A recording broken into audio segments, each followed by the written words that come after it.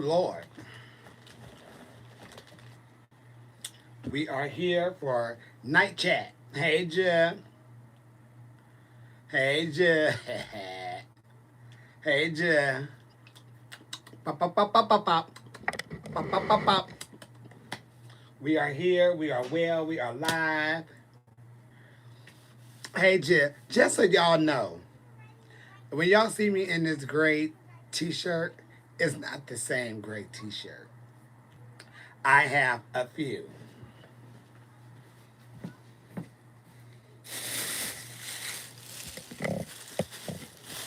Cause I know y'all probably thinking, he keep wearing the same old gray t-shirt. Lies.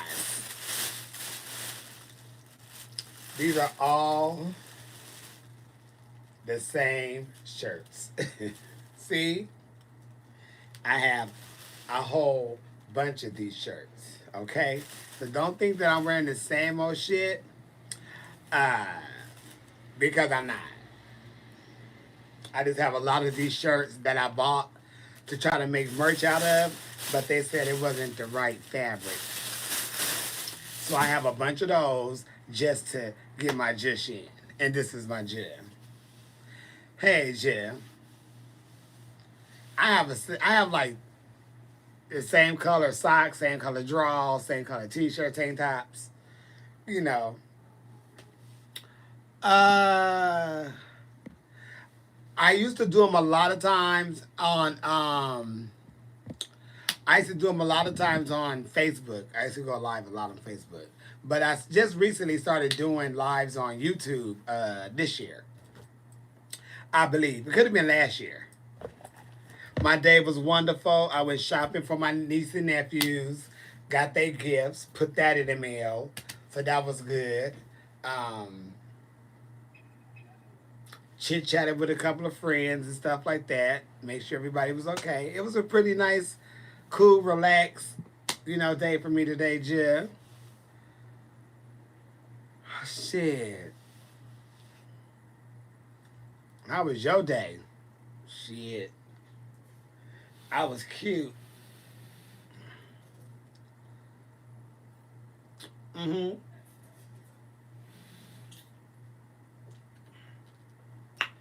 I had a really good day today.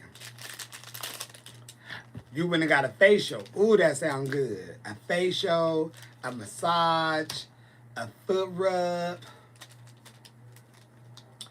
Honestly, I really just will enjoy for somebody to rub on these fucking feet.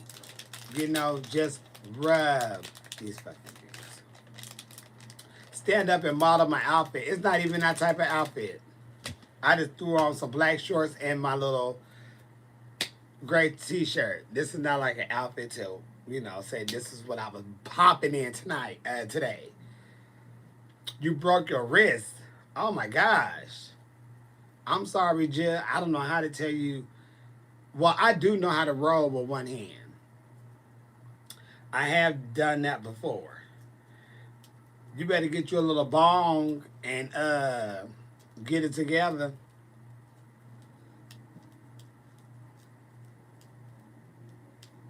No, this is not boy beat. This is my beat. I don't have shit on, Jill. I have nothing on.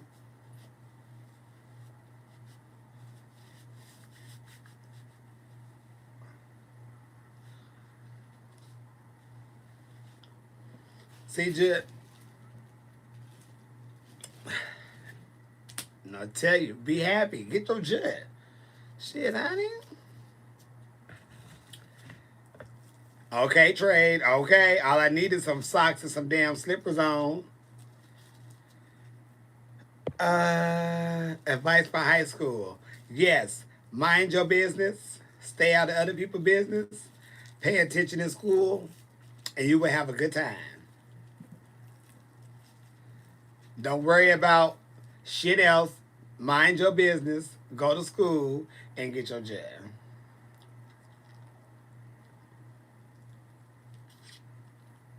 And that's all I can tell you about senior year. And have a good time. Shit, you out of there. Thank you, Jill. Okay. Shit. Because if you don't know me, advice for getting a man in the mood. Oh, honey, I don't know what your man get into. I don't know what you doing that could be turning him off. So you talking about your man getting in the mood. We got to find out what's going on with you first. We can't fix him unless we get you right. Because I ain't never been in a relationship where the person ain't been in the mood. So we got to figure out what's going on with you first. And then after we find out what's going on with you, then we can find out what's going on with him. Because it may not be you. It could be him. But we got to go to you first so we can know how to fix that problem. To fix the whole problem.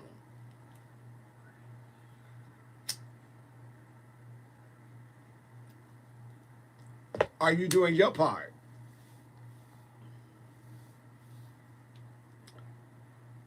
Shit.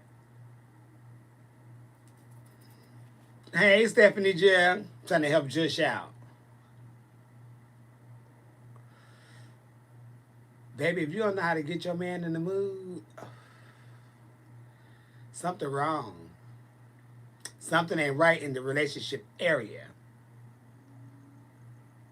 You know? You're just looking to spice it up. Oh, girl. Was it a girl or a boy? I don't know what you are. Summer Eve. DJ, your mask will be there on Thursday, Jeff. So if they say Thursday, they probably meaning Friday, because everything coming a day late. Hey, Jeff. Hey, Jeff.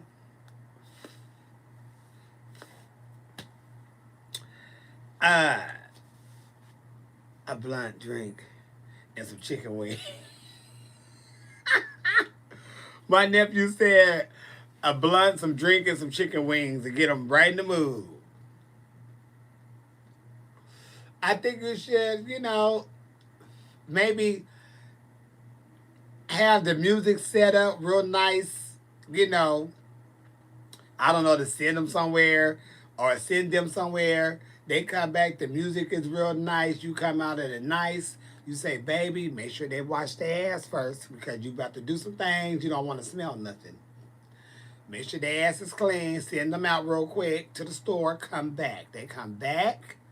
You and your nice little something, nice music playing, maybe a couple of candles going.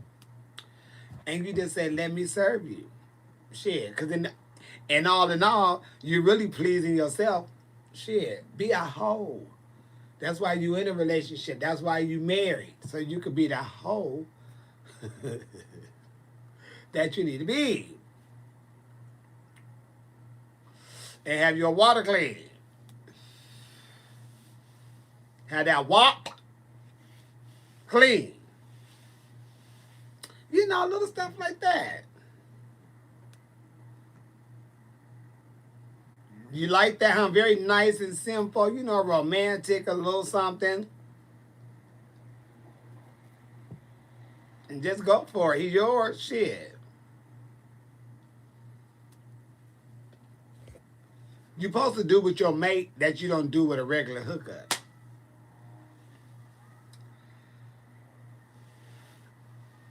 I will be in Orlando, honey, as soon as this shit is over. I don't know when, so I don't know when I'm coming out there. But as soon as this is over, I'm trying to hit up everywhere.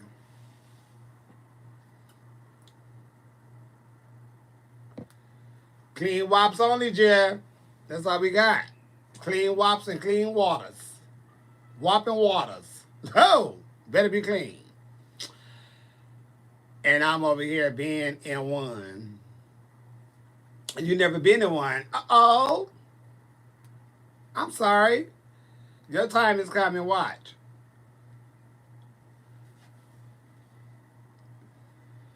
The Isley Brothers, Between the Sheets. And play some music like that. Don't really play none of this new shit. Go back to Teddy P. Turn off the lights and light a candle. That's a perfect song to have him walking into. The lights already low, the candles already going. Turn off the lights and light a candle. Then when it's really getting into the tea, you slide in that Janet Jackson, anytime, any place. Or you don't even play that. Play Would You Mind? Janet Jackson. Would you mind what have you doing things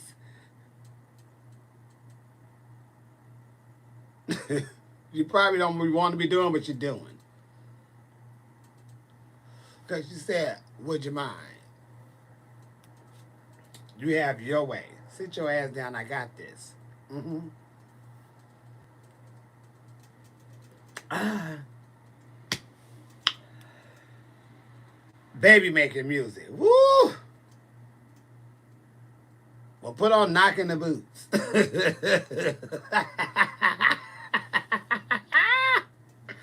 Throw on Knocking the Boots, honey.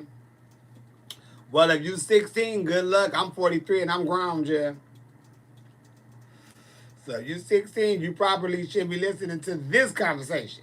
But if you are, just know you on somebody grown shit. So that's between you, your mama, your daddy, your guardian. Red Light Special is a really good, nice one to get you in the mood. Just do this. No, don't do that because sometimes the commercials would just kill the mood. I was going to say, go on YouTube and type in love making music. And they have all these different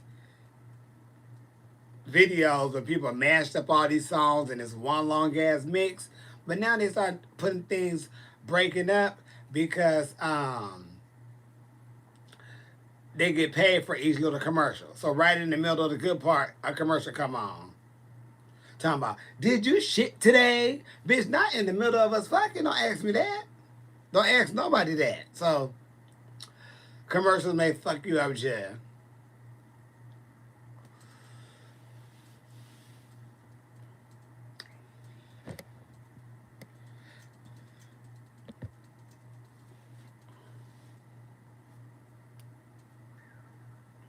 What if it's what?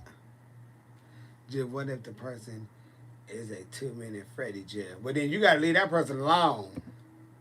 That relationship should have been over. If they 2 minutes. Ain't nobody trying to deal with no prematures. Nobody trying to. Nobody. Trust me, they ain't. 2 papers out the door. Anybody else? Instagram Live talking about she called for Fortune and he turned her down. I featured, she turned her down. Then he said Brandy is the best singer alive. Oh, that's fucked up. That's fucked up and that's lies. It's just fucked up in lies. She could have gave her a little feature. That would have been cute.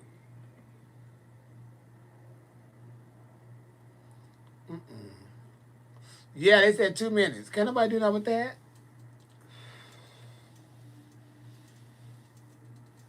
You don't want that, Jeff. Role play is fun too. I tell a lot of women, you better learn how to put on a wig for a moment. Play around in some wigs and spice it up for your man. Change it up. He don't know who he coming home to. He getting his ass home because for some reason when he come home, other than on payday, you're treating him real good. He come home, dinner already done. You in a whole different situation. You leave him a message. This is what I want you to do. When you come in, just go in there and take a shower. Don't ask no questions. Just take your ass in there and take a shower. You have everything he needs already set. Sometimes you got to set it up. It ain't about you pleasing or you not pleasing you being a maid or a slave. No, you set the shit up for the mood that you're trying to get them in. Sometimes you have to show a person what you may be wanting and desiring, so you have to show them. So then they can come back around and then show you. Baby, put on that red wig and the red pumps. Yeah, do it. Baby, please. I did all type of shit when I was in a relationship. Hell, I had to spice it up for myself too. Shit.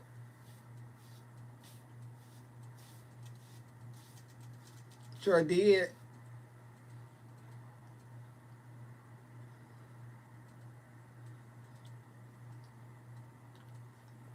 He never forgot that night. That was the only time, no tea, no shade. I did like a strip or something. I don't know what got into me. I just felt like it was the time. Turned on the music, dimmed them lights, put on some ta-dun-ta-duns, and I worked my ass up through them stairs because you could see the stairs from our bedroom with the doors open, and you could see me coming up. Yes. My baby home. Then hell, it was that shit.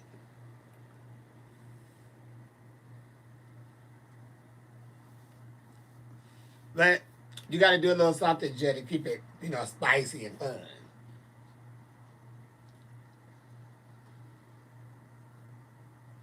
Mm. Mm-mm. I don't use press on nails. I use the ones I need glue. Little kiss. The kiss nails that come in the pack of what, 100 or so, 200. I like those. I don't paint them. I don't do nothing different to them besides what come out the box.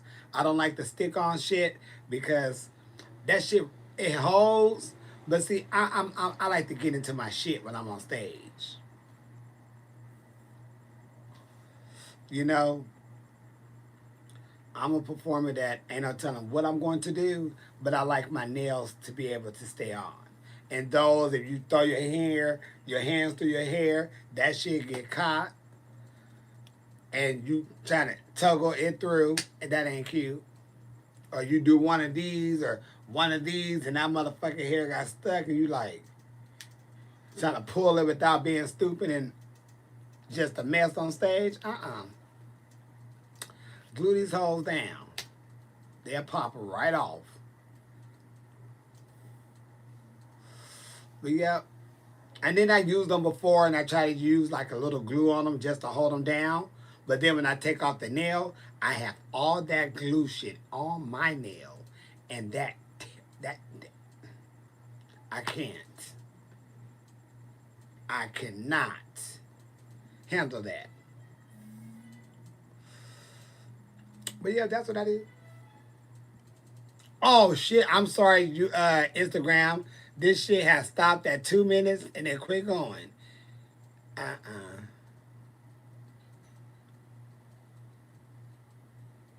Okay, my boo does that. He ever laid the lingerie out for me. He wants to see me. Yeah, Beyonce tomorrow. Oh, yes, get the mood right. Okay, shit. It's your birthday. Okay, happy birthday, Jill.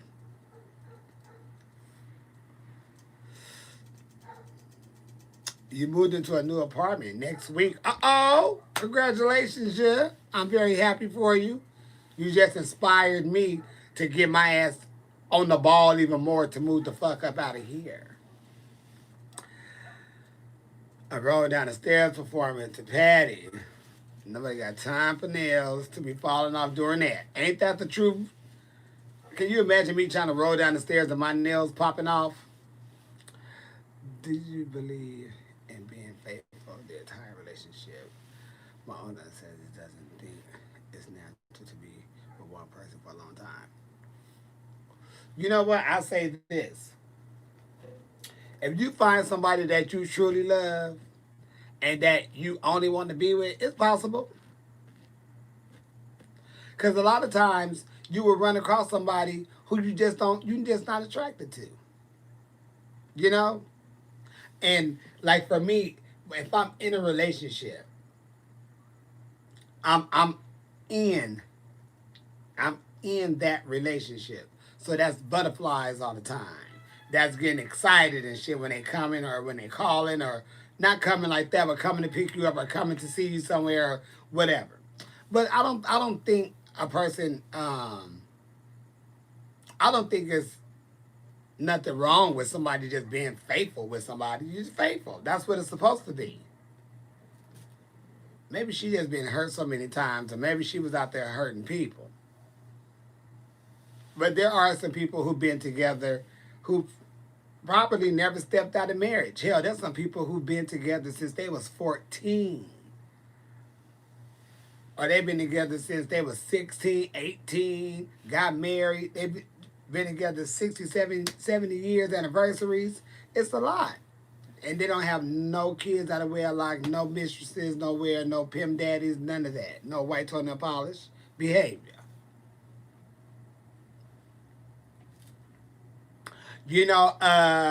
Whatever. I don't try to judge a person on how they want to live their life and what they want to do. So if they happy with the poly, let them be happy. It just what other people do, I don't even have no concern on because it's not in this area. It's not here. So however people and whatever they do in their own house or wherever they do it, I'm not even in that situation. So I don't care what they do, how they flow it. I'll be so worried about what's going on in my situation, you know. So I've never seen a problem with it, with uh, them being in there's a lot of people who have three-way relationships or they have, that's just like being in an open relationship. I don't think it's a problem with it. Hell, I may run across one. And I ain't gonna tell them no either. I'm gonna try to see what's going on. I ain't never been to one. Try something, honey. It ain't gonna kill you. You've been with your husband since 13. See, that's a long time. And people say, no, you're supposed to go out. You're supposed to experiment and see what you like. Bitch, I like what I like. That's why I'm here. If I'm missing something out there, it ain't killed me yet for missing it. I don't need it. You don't let nobody else tell you how you should be using your pussy and buttholes and mouths. You don't let nobody tell you, oh, you should go experience more, bitch. Don't tell me to go out there and get myself away to anybody like that. You give yourself away hard. That's why your ass is single. I can't stand a person that try, girl, you should have went over there and did that. Bitch, you go do it. You got an asshole? Shit. You gonna let him fuck you all in your asshole. You go over there and suck on his dick or something. Bitch, I don't want to do it. Don't encourage me. That's your body. Give yourself up to everybody. I don't want to. Shit. A hole like that to have you fucking everybody just to go tell your business. No, ma'am. No. You know what? So many people.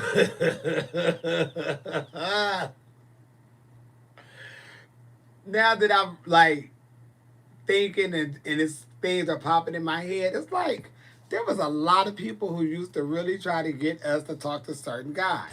They used to try to get us to talk to the guys or to talk to the guys so we could come back and tell them what happened because they couldn't get the guys. So they used to try to get me and my cousin to talk to the guys and try to get their phone numbers and shit because they couldn't get it. Bitch, I don't want him. I'm not about to get caught up in that. Someone leaked your address. You know what? Someone wrote, when I was coming out too, someone wrote their ex-boyfriend parents a letter. And in the letter, he said he described the house. He described times that they had left. He described their bedroom, where they had sex at, and everything.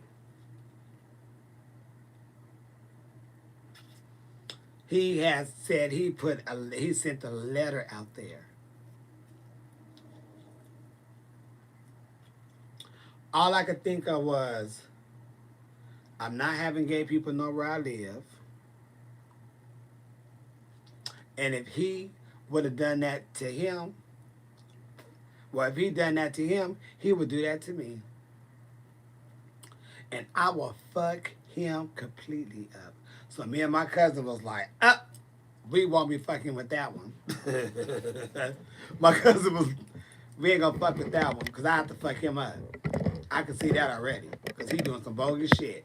And we were so scared because we so new. We like, my cousin was like, oh, that's the instant beat ass right there. No Rona. Yep, so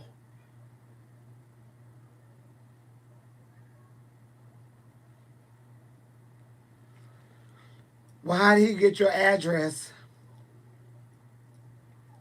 Piece of thing for everybody. It could definitely be a strain on the relationship, making sure you know you getting yours in too. Excuse me, no Rona. You know what? You're right. Because I feel like this. What if, I just don't know. What if one feel like they're not getting it? And I feel like I don't want to hear my mate making no noises or making somebody make any noises. I don't want to hear no moaning and groaning. I don't want to hear no kissing. I don't want to hear nothing. So I won't be able to handle doing no threesome with my mate.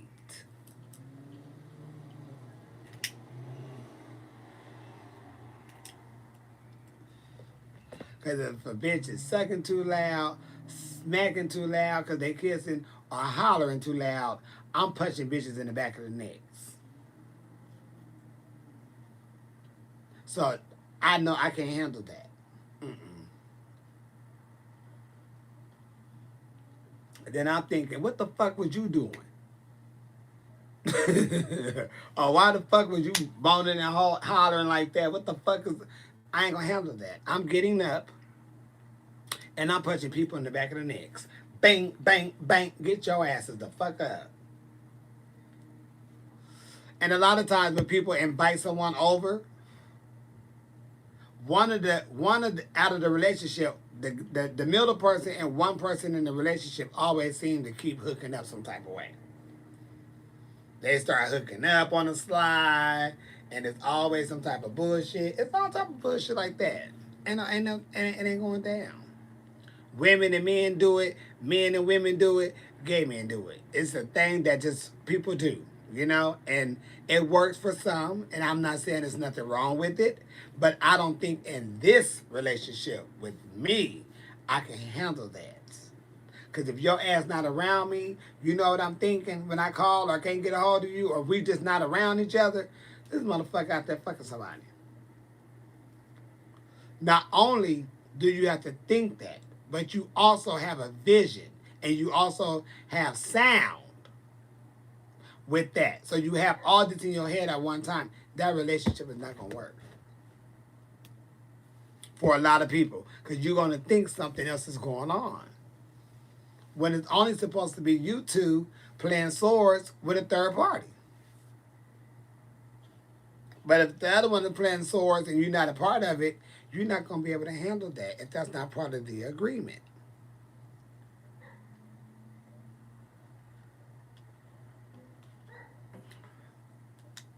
You know, I'm just trying to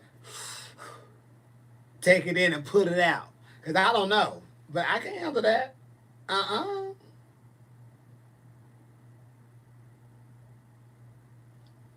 And then what if one of the partners say, oh, we should call over such and such again?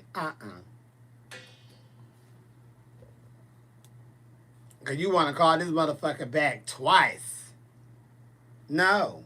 But you know what? I do know some people. Well, I do know some people who in a relationship, they've been in a relationship, but the only time they play outside of their relationship is when they are out of their city or state or something. They never play where they sleep, and that makes sense. If you're going to do something like that, you do that shit in another city. You don't even discuss where you guys are from. Hell, we right down the street. We on Piggly Wiggly Street. You ain't never got to discuss what y'all doing. I mean, where y'all live. But when you live in your city, you don't want to be playing when y'all going to the club and y'all running into the third person. Because that third person may get clingy, and then y'all in lifetime situations. We done made a lifetime movie out of you. And then we got to go through that shit. You know what I mean? So, no. You do delete the number. You're supposed to. You're supposed to have a burner phone or a whole separate number. And then when you're done with the people, y'all supposed to delete them. You block them on shit or whatever y'all do. But see, I don't like people knowing where I live. And that's what you have to worry about too. People knowing where you live, psycho and shit. They drunk, horny. They thinking they just coming up and knocking on the door. No, baby, that don't work like that.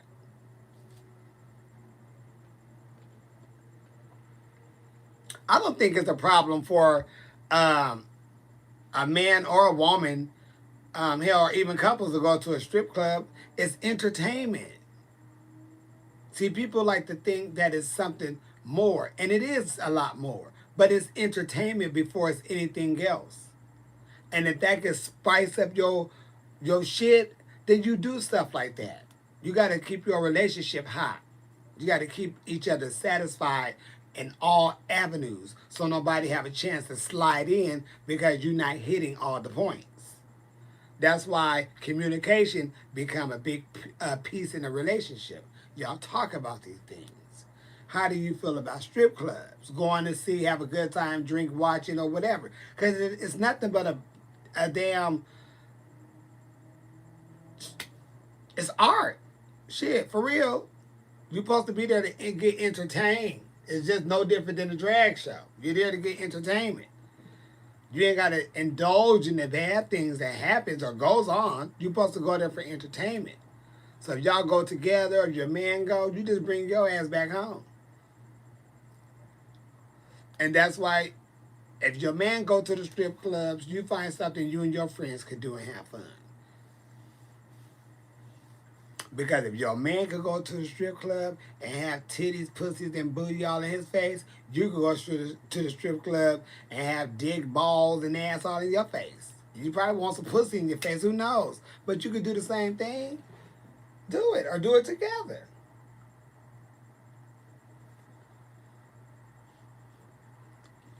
Shit.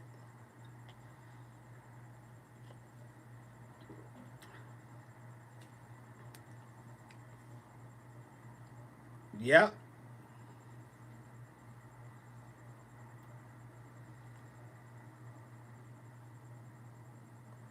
You almost done writing your book? Oh, just I can't wait.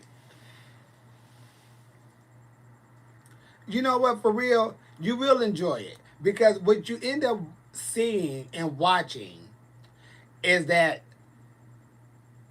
they are doing some shit that a lot of women can't do. You know, it's just, I don't know. I never thought anything bad of stripping or nothing because I just never thought anything bad from it. But I think couples, I think couples, should talk about, baby, let's go to the strip club tonight. Because you could still get fine as fuck. Shit, y'all in there and have a good time. Shit. And after you done had a couple of drinks, and you done seen this bitch sprawl her legs all open and shit and slide up and down the pole, you're like, baby, come on. So I go slide up and down the pole. You ready to go home. Then y'all go home and he just blow your back all out. And on the gay side, ain't no telling. They probably blowing out each other backs, playing swords, just going to town. But just make sure you're whopping your water clean. Make sure the two W's are giving you clean. No Flint, no air.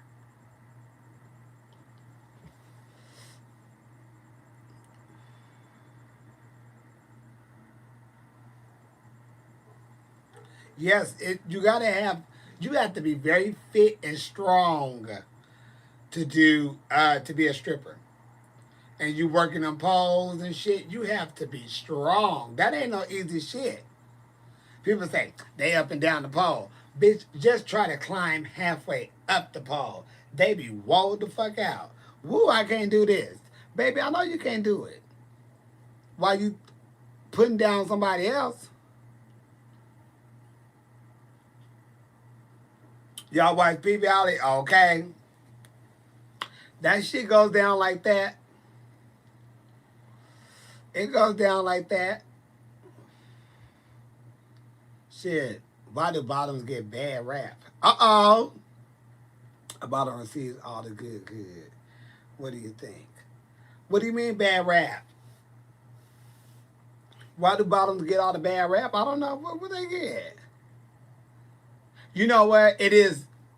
They do get like, I don't know why people make that such a, like a, oh, girl, she a bottom. Like, bitch, so what? At some point, so are you? Probably. But I don't know. They think they are weak. Oh, you know what? Yeah, they do think people who are fully bottoms or just bottoms or whatever are more weak and more feminine. That's not true. There's a lot of guys who look like they could be security guards, and they do nothing with them dicks. A lot of them dicks is not even bigger than this. Them dicks be small, and they be huge. But them dicks is hiding behind the pubic hairs because they so goddamn small. You see balls and hair. And they don't do nothing but take dick up their ass. And that's the truth.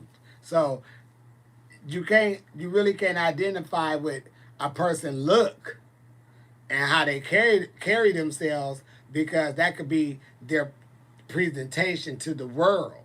But when you get in the house and close them doors, and they get on the knees and take dick like it's going into a pussy, honey, because this huge dick going in that butt, and they just taking it, baby. You 6'5". And you taking nothing but dick. Ain't trying to do nothing to you. You just be like, Y'all see a lot of these fine ass men walking around and all this walking around here. Y'all like, oh, he is fine. Baby, if he ain't even at least said, hey, sweetheart, hey, beautiful, nothing to you, a lot of times he gay.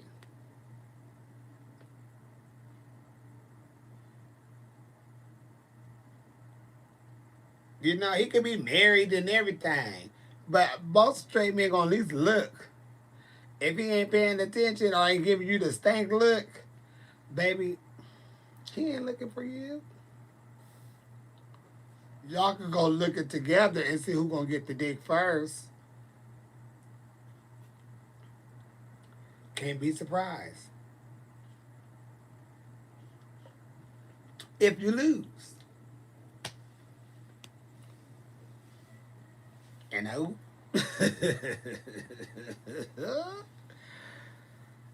Verse game is rough in the world of bottoms. You know what? That is so crazy.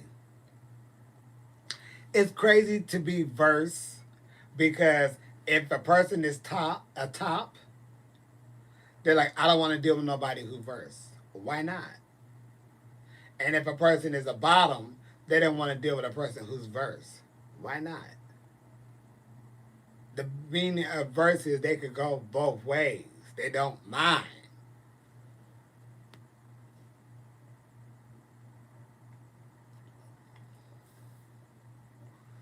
I swear, verse on verse is a party. Baby, everybody getting satisfied. You look over, both of y'all sleep. Shit. You looked over to see what's he sleep before you can even get your eyes to look at him. You already snoring with your mouth open. Mm-hmm. I'm wonderful, Jill. How are you? People think I'll be crazy. I'll be crazy. You just gotta talk. Speak out the truth.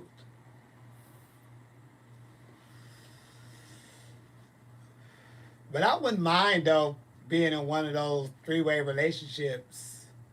I think that's hot. No shade.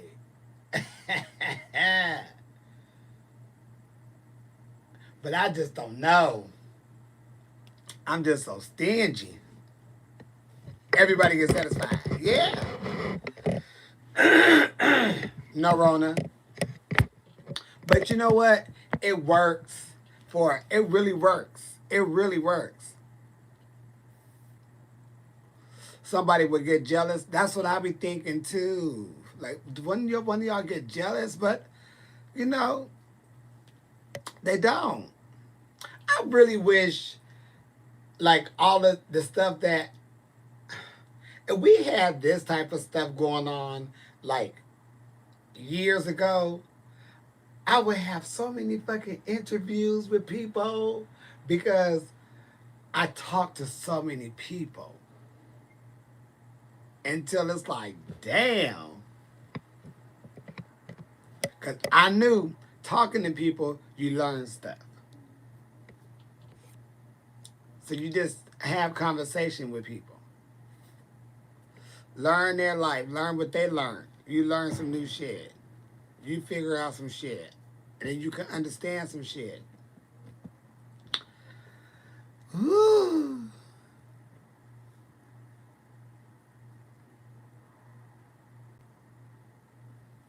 So, excuse me, no Rona. Yeah. You feel it? Yeah, Maria? Shit. No tea, no shade.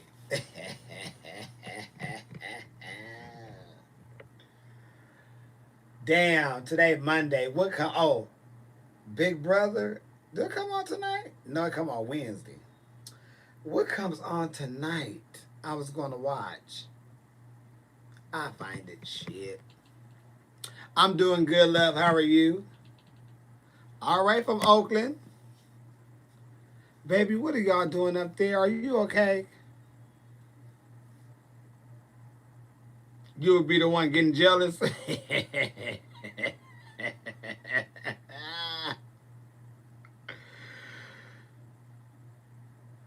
I keep hearing about that. I'm gonna have to. You know what? I couldn't even listen to that bullshit. I just, I just couldn't. I just couldn't. I just, you know what? I don't need nothing else. I just, I just couldn't. I tried to listen to some of the shit and it was just, let me get away from here. Right now, no one I'm rooting for. I really don't be rooting, but I'm not rooting for no one. I'm gonna wait till like the top five or the top six for them to come through, and then I'll say, "Oh, I want, I want such and such to win." But right now, honey, I don't know. I don't know how the weather in LA. Wonderful. It's a nice, wonderful breeze coming through. Praise the Lord. It wasn't so hot today. It had a nice little heat, but a nice little breeze with it too. So it felt really nice today. Where I'm at, we're clear. Well, all the fires is north up there by you. Sorry, but we cute down here, and the heat has went down today. Baby, I don't know none of those lyrics. I just know some hoes in this house, and I was hooked and loved it from that part. There's some hoes in this house. Yes, that took me back to the 90s. It's a little house song. They put a little beat to that. Hoes in this house. Kids go out there throwing their backs out. My Monday good. How's my family? My family's doing wonderful. Thanks for asking. I hope yours is too. Yes, everyone's safe and well and everything. I don't know. I've seen the video twice. I've seen it twice. Um, I don't know why they had her in there. I don't know. I don't know. I don't know. You know. I was just more, I was listening to it, but looking for, you know, the looks that was coming upon. I don't know, I didn't, you know, I don't know. I didn't even think nothing more of it than why they had her in the video. Shit, she got a wet pussy, I guess. Yes, Baltimore. Baltimore, Chicago, New York always had good house music, but Baltimore music and Chicago house music hit me a whole different type of way. You'd be out there on that dance floor or in the house or in the car, your damn ass start getting chills. Before you know it, you feel like you about to have the Holy Ghost. Because of the music and the beat, you gotta let it take control of you. You just start getting the chills, want to start just out there jumping around like you have spirits and shit come over you. Mm-hmm. The best music.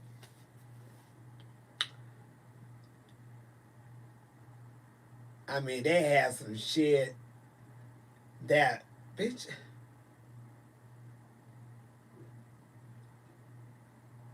And my mother, she was from Detroit, so she like did some traveling and stuff and got different music and stuff and knew people and stuff like that. So she had all these different house music tapes from Chicago and Baltimore. That music was oof. They would add some shit up in there, baby. You just be losing your damn brain.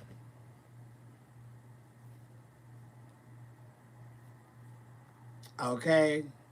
For no reason with Chicago house music. Chicago don't play. Mm-mm. Yes, I am drinking coffee, Jill.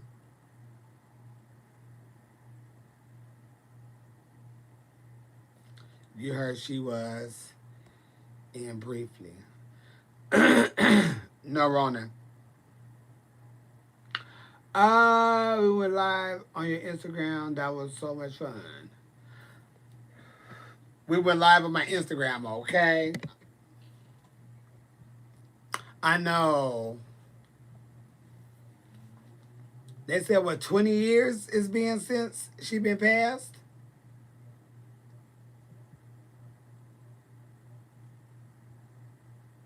What is my favorite decade? Oh, yeah, I don't know, honey. It had to be them 80s. See, it's the 80s and the 90s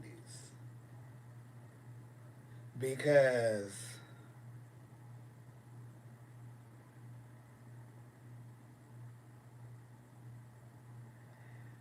it was it was popping.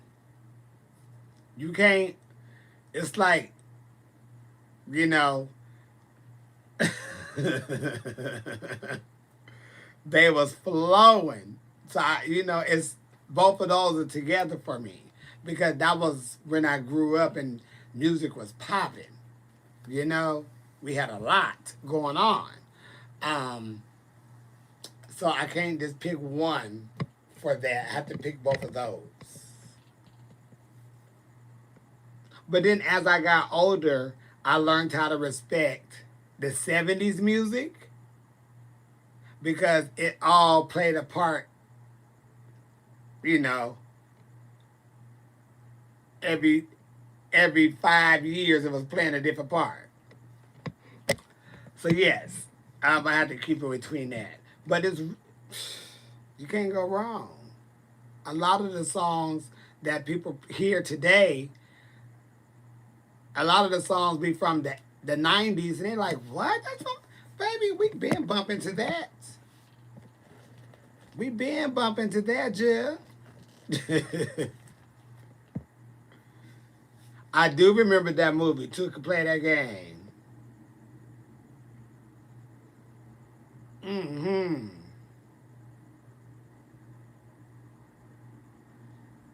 All them good old clubs and stuff. Yes, Whitney Houston times. People wasn't. It was a whole different situation going on.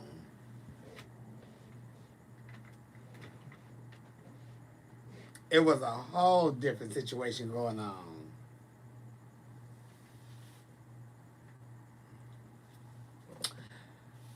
You know what? Music probably would never go back down that road again. It would take every artist, just about, who's in that field of that type of music, to start doing some hot stuff or to bring that music back. And even though there's a lot of artists out there that's bringing that music back and still have that music out there, it still needs to become something that the music industry just start doing, to where no matter where you turn into, you hearing some artists doing, you know. But it's okay because, the music changes all the time. That's why they make it in the times that we are. So when the bullshit keep coming, we could just go and slide back to before. Because we all have it there, you know?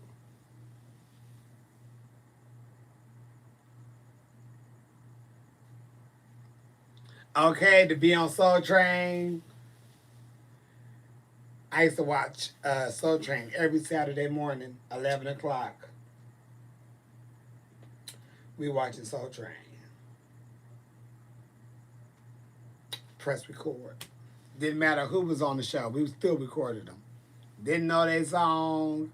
Didn't give a damn. We recorded the singers that was on there, the Soul Train line, and the singers, along with their interviews.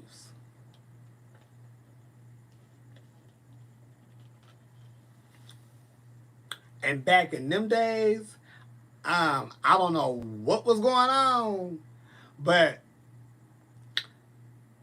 it was a whole lot of twisting and stuff going on back in them days with the men. They dance, some of them dance moves was very like, you doing a lot, Jim. He sure did pay him with fried chicken. There's some cold motherfuckers out in this world.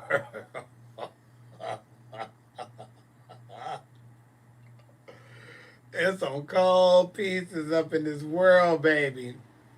Damn. He just paid him a fried chicken and shit. Didn't pay him. Now you can go up there and dance. But people just wanted to be on the show. And I get it, but damn, if you making coin, honey, you could at least give a person a little check. But then they start getting paid like towards the end.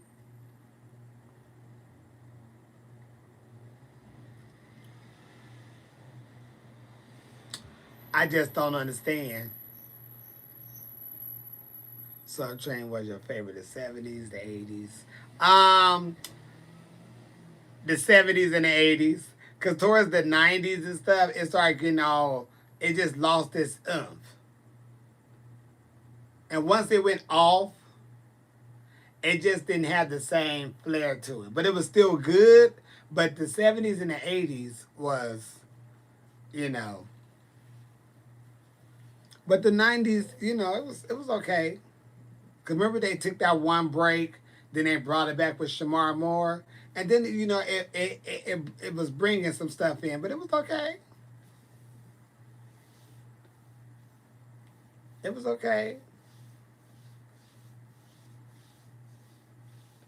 Yeah. I still recorded all the stuff, though. It just didn't have the same, I don't know, feel. But it was good to see Shamar on there, though. Because I liked him for being Malcolm on The Young and the Restless. And when they had written him off and he was gone, I cried. Should I cry when everybody was gone and dying on the show?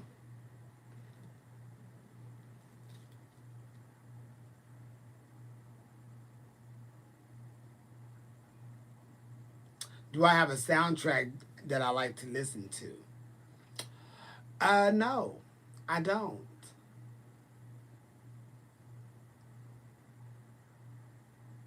I can't say that I have a soundtrack that I listen to.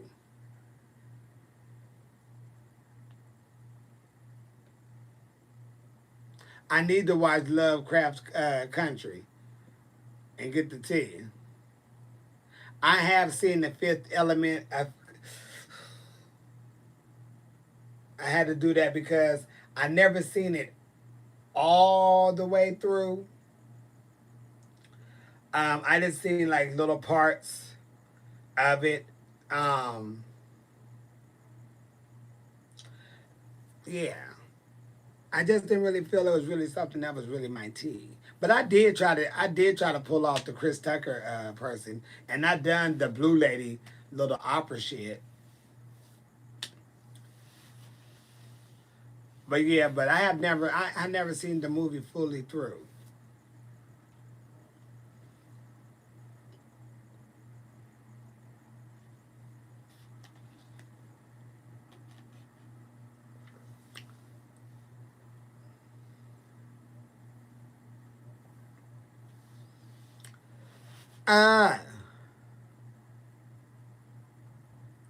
Uh, thank you, Jim.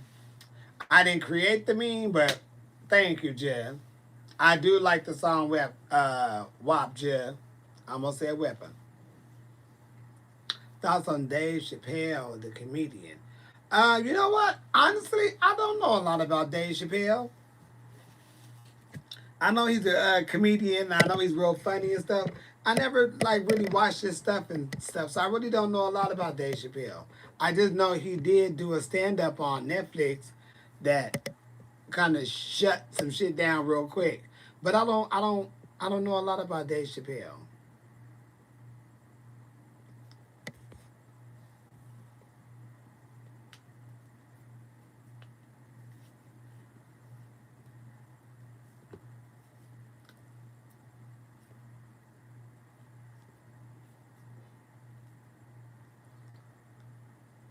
He was outside, which is why I stopped, but he came back. Oh, he was addicted to what? Who's my favorite comedian? Ooh, Whoopi Goldberg.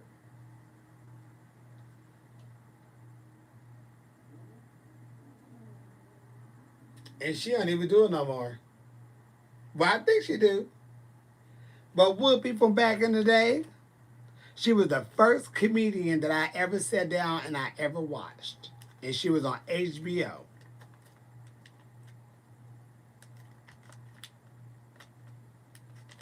I never been into like watching comedians and I just didn't understand. I wanted to hear music.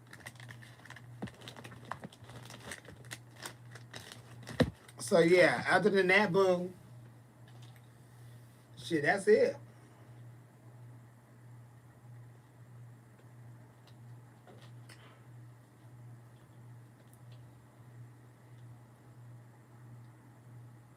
I love all her movies.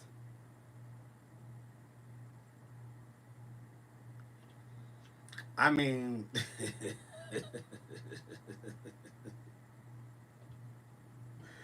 she has some of the funniest movies to me ever. From Jumpin' Jack Flash to Burglar. She and her face expressions have always sent me there. Yes, Whoopi is the one. My good old Whoopi. Love, love, love, love, love, love, love Whoopi. I think if I ever met her before, uh, meet her, if I ever meet her, I'm gonna have a fit. I'll have a fit. I'll do that whole ugly crying shit, same shit I did with Patty. I just be an ugly ass mess. Cause I love Whoopi. I could watch Sister Act 1 and 2 at any moment. Uh Oh, Happy Day. What happened to the boy who sung that?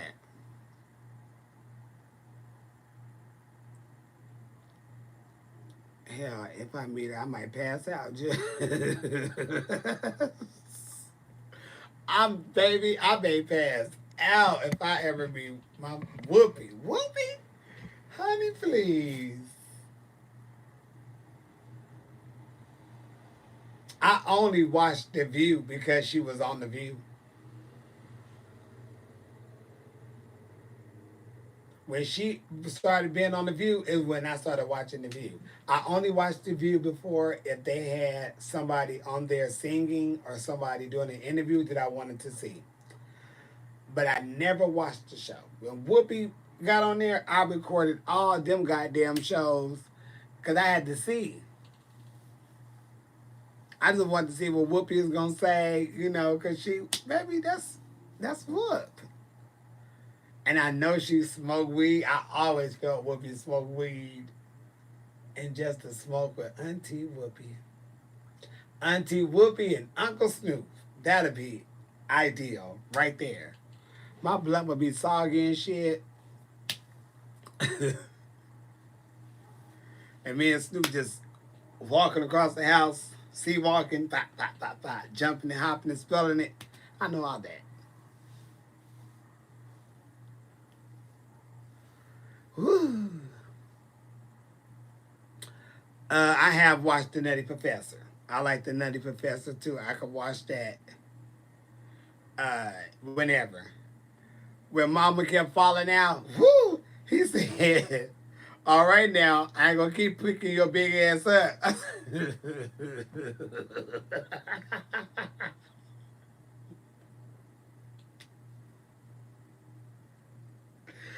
Oh my God, that ass snuck through there so quick on me, I died laughing. He was more out. And Grandma, she was a mess.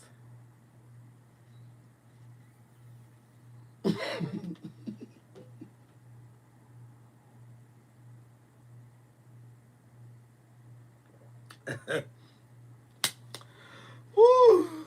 Tu Wan Fu. I like Tu Wan Fu.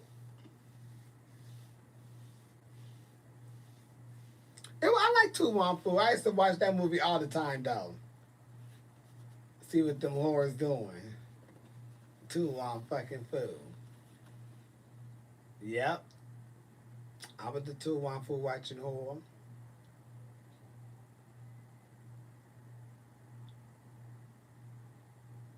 She had cussed Vita ass out. I don't give a damn. She had told Vita ass up. Miss Chi Chi told that ass up in that room. She cussed her ass out.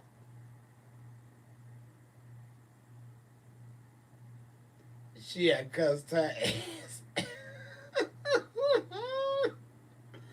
You talking about a low read? That was a low read to me.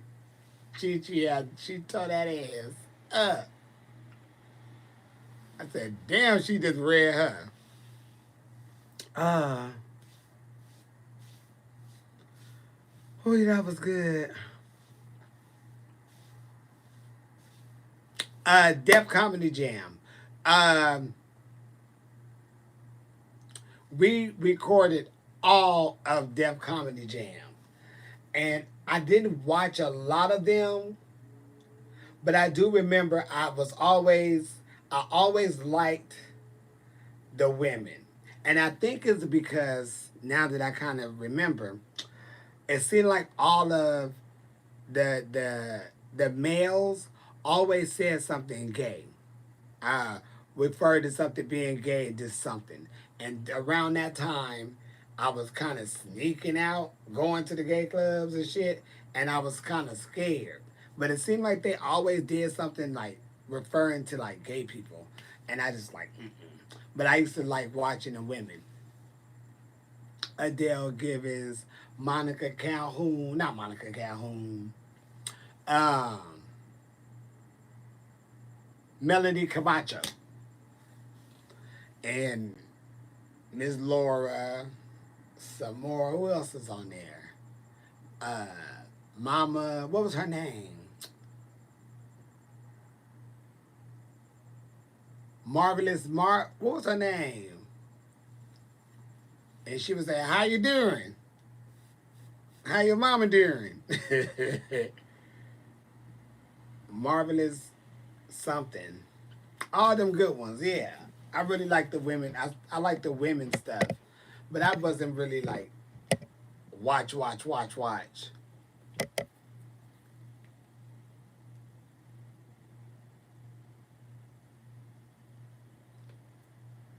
Have I ever done a Marilyn Monroe look? Uh,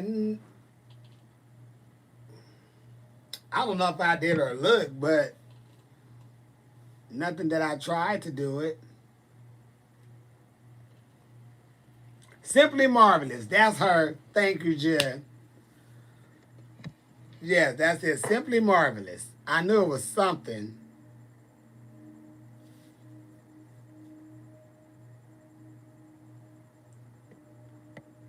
No, Jen, I'm not.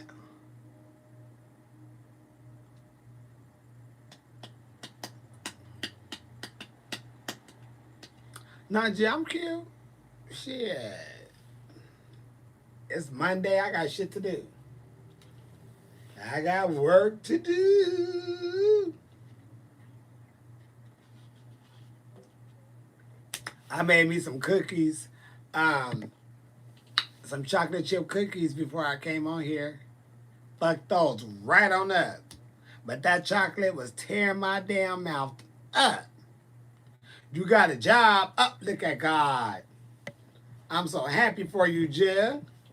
Yes, indeed.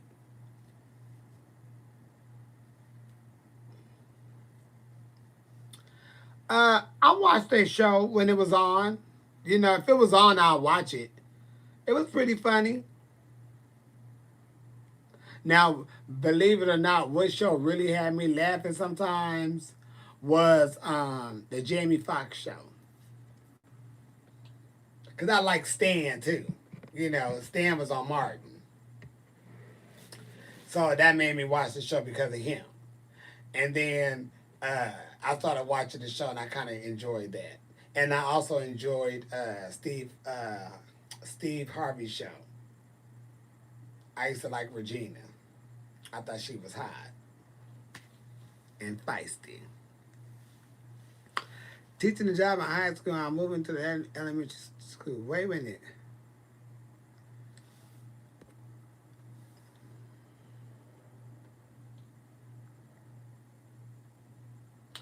Uh, are they gonna be safe? That's a big difference, Jeff. You found out you're going to be a mom. Uh-oh. Congratulations, Jeff. It's online. Okay.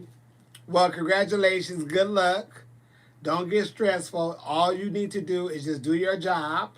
If they're sitting in the house with their parents and they're not paying attention, that is not your fault. That is their parents' fault. Just do your job, relax, and make your coins. Because no reason at all for them kids not to be learning when their parents are in the house with them. So don't stress yourself out. Do your job. Because their asses should be paying attention.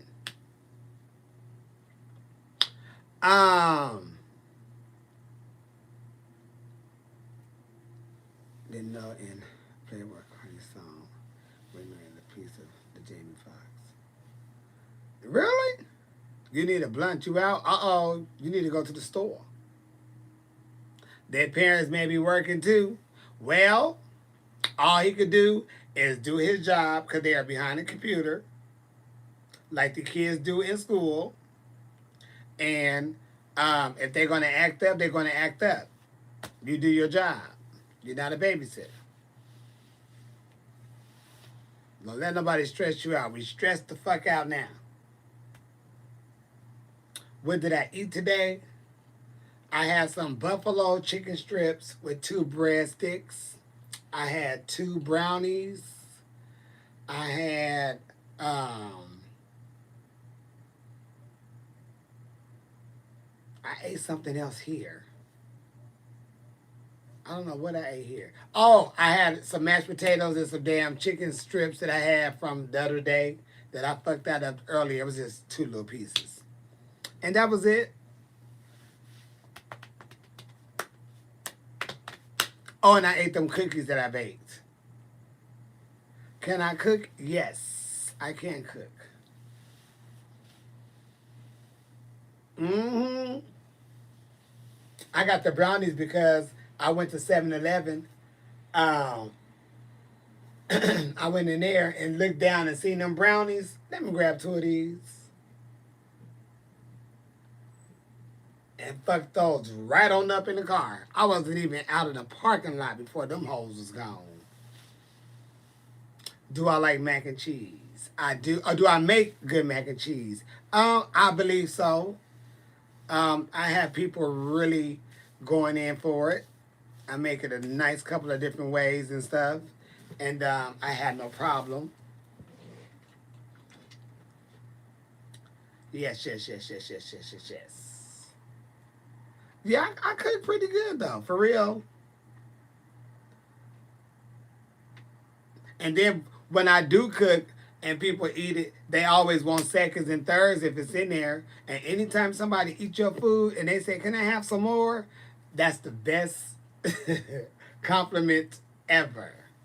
Baby, please go help yourself. Everything tastes like it's supposed to taste. Everything is different. Everything have its own flavor. You know, it's amazing. Yep. I could throw down in the kitchen.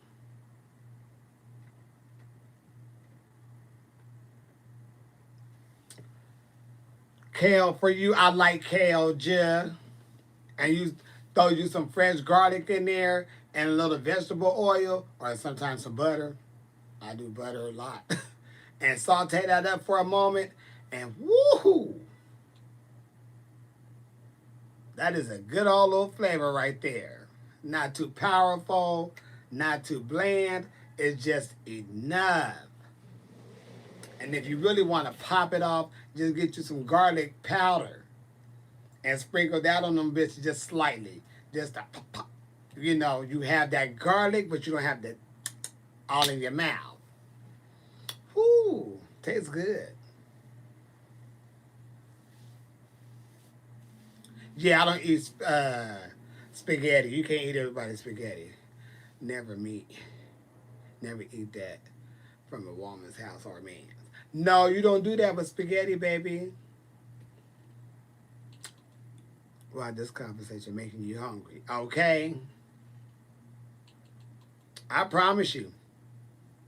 I promise you.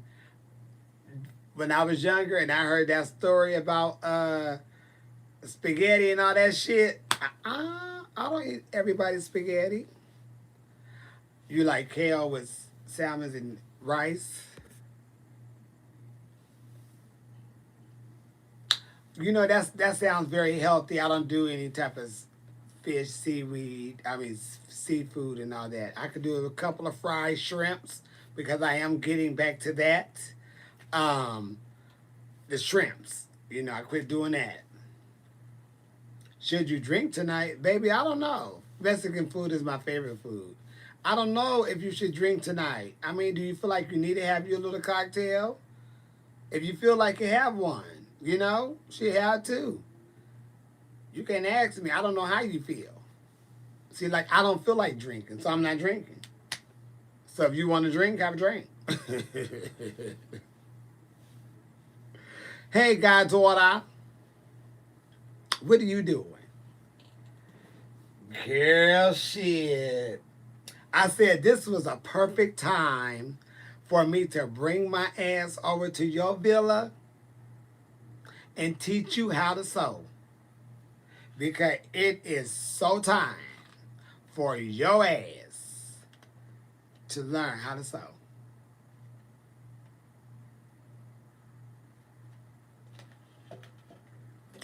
You could do everything else. And I need to teach you how to sew.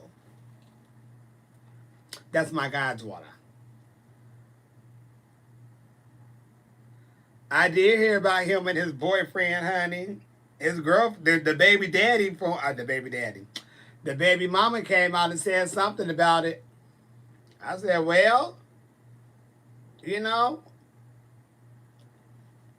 some things don't work out. Try something new. I said, well, whatever's going on, the boy is fine. So whatever, however it worked out, it worked out. The boy is fine.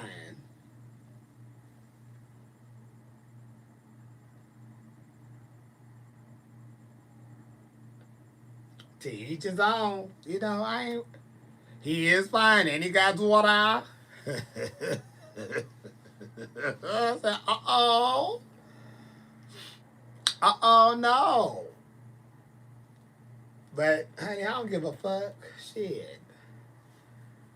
That's see all that shit going on. I don't have to worry about that shit. I'm not in that bullshit. So I really could care less.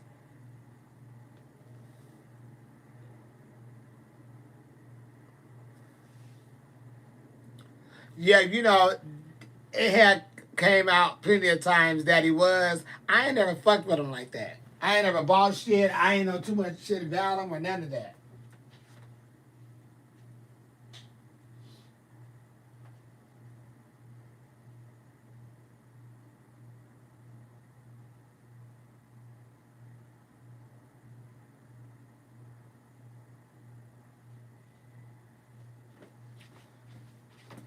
Okay.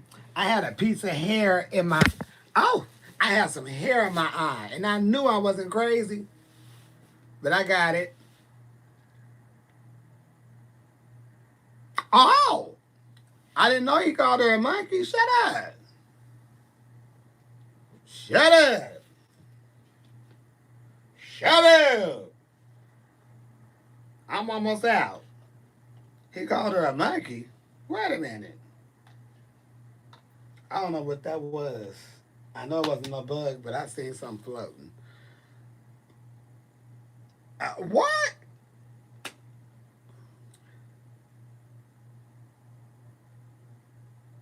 Ooh.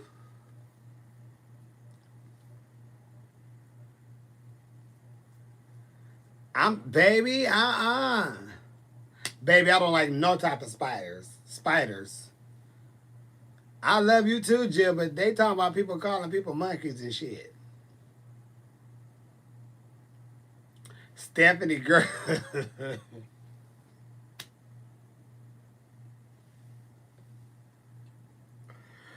You know,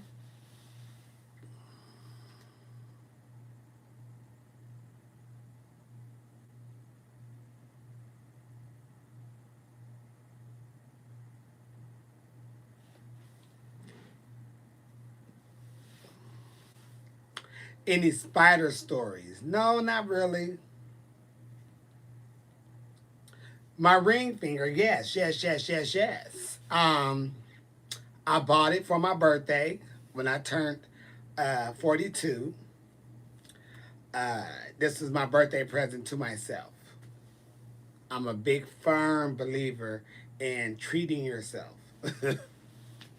And when I turned 42, I went and bought me another rings. I have two other rings that I bought for my birthday. I bought one when I turned 40, then I bought one when I turned 41, and then I bought this one at 42. And I haven't bought no more, and now I'm 43. And I have it on this finger because I just like a ring on this finger. Um, yes. And some people say, well, people think you're married or you're taken. But that's fine. If they really want to know, they can ask. And if I want to tell them the truth that I'm not taken, then I'll tell them that. And I can say, well, I am, married. Sorry, thank you. I appreciate it. It works both ways for me. I like it. Thank you, Jill. But it is what it is. Then they said, well, why you wear it on that finger? Because I want it on this finger. It works for me a lot of ways. I like having, it's okay for me, you know? I already went through having gold rings on every finger in high school. I went through that stage. Every finger had a damn gold ring on it. Bracelet, chain. I did all that. I just want a nice ring on my finger. You know? I'm not the marrying type of person. I don't want to get married. You know, I don't think we need to. I don't want to. I just don't want to get married to nobody. Because I don't want to get married. So that's it. So I could take it, but it's just get a necklace for my birthday. Well, you know, either or, you get what you feel like you want. I do like ankle bracelets. I keep saying I want to give me another one. And we used to wear those back in the 90s.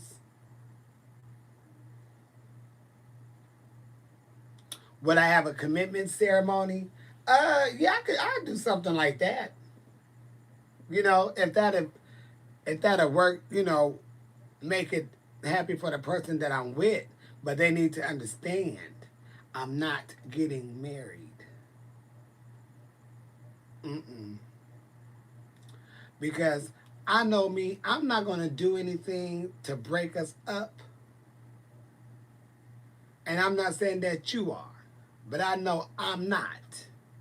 And what I don't want you to do is fuck up and we in this long battle trying to separate for sure. That's what I'm not going through. I tried like a little bit of the crust and just a little bit of the pie. I'm not a pie type of person. I don't like the texture of like uh, peach pie and all that type of stuff. It's a scam. It's a big ass scam. I'm not changing my name. Don't change your name. I don't want our credit becoming one. No, ma'am. It fucks you up in the long run. Y'all get old together. Y'all ain't getting shit because y'all married. It's a lot of old people who had them commitment ceremonies. Baby, you gonna fuck up our Social Security. Got cheated on and she's been crying. Uh-oh. Well, she better get over that because whoever it was that cheated on them just said they don't give a fuck about them. Pretty much. Now that they're making them hurt and cry. So I hope she with you while you telling her business. What's wrong with her wop? Her wop. It's a wop bag. Is she cleaning her wop?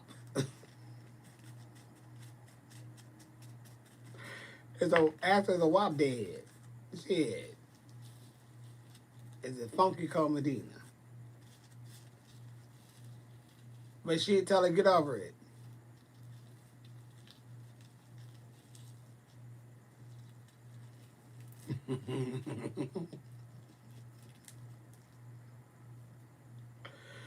What's the number one cause of a divorce in California? Shit, I don't know.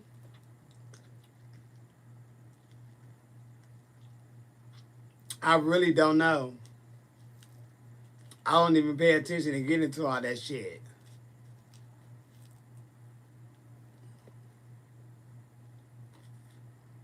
It is a nice breeze out tonight, Jill. You said probably cheating. I was gonna say that, but ain't no telling. It ain't no fucking telling. It could be cheating. It could be cheating. Cheating in finances. You're right.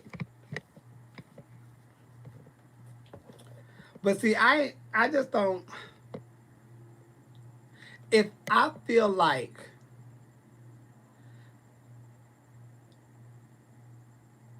I don't, if I can't see myself being with a person forever, I don't even waste my time.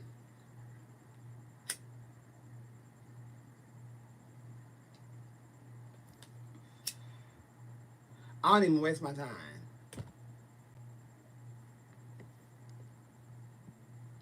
If I don't feel like we're gonna be together forever, on my behalf, I don't even waste my time.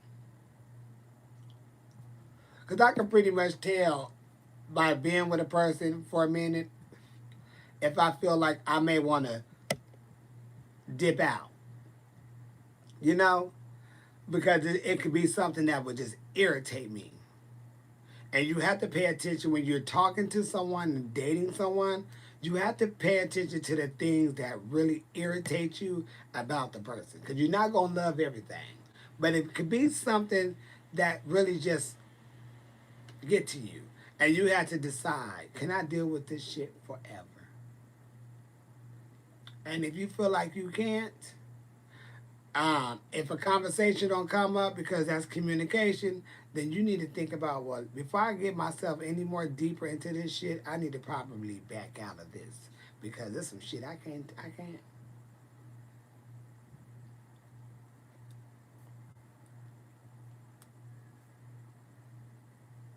So you have to think about that.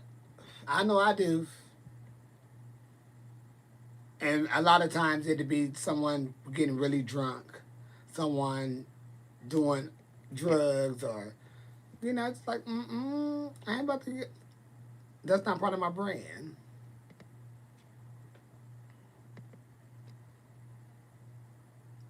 I think a lot of people aren't even happy in their own company. They're not. A lot of people not happy in their own company. That's the problem. City pies and patty LaBelle, somewhere over the rainbow, baked mac and cheese recipes. Yes, yes, yes, yes. You won't go wrong. 26. I was 26 when I really started smoking weed, like how I smoke now. But every blue moon, like maybe when I was 21, well, like in my 20, like 21, maybe 22. No, 21, because I was smoking when I was in Detroit. We smoked for weed every blue moon, but it was nothing like how I smoke now. Nothing like that.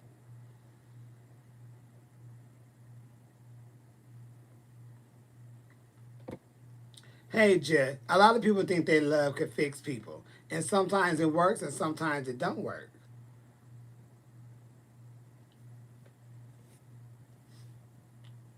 So many people get married thinking they can fix their partner. Okay. That has interesting. She picked up our answer. Cool. Okay. Marriage is mostly not working because we live in a very toxic society. Yes, it's very toxic. And ass, dick, and pussy is so there. I mean, it's it's just there. It's there like you getting a damn carton of milk on the fucking shelf. It's there. It's in our phones. We see it all day. It's on our social medias. It's in our phones. Because it's so fucking toxic. All you see is ass, bodies, dicks, titties, highlight, contour, shimmer, blush. Is what you see.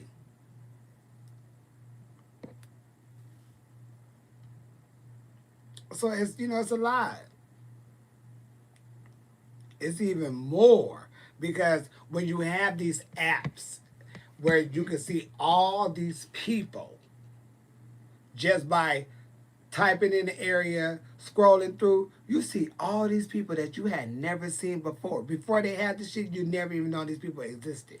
Now that everybody posting up everything on social media, you have direct contact to a lot of people because they have these fucking apps. So you have direct communication or direct connection to somebody. It's different. Way different. And it's easier for people to do shit.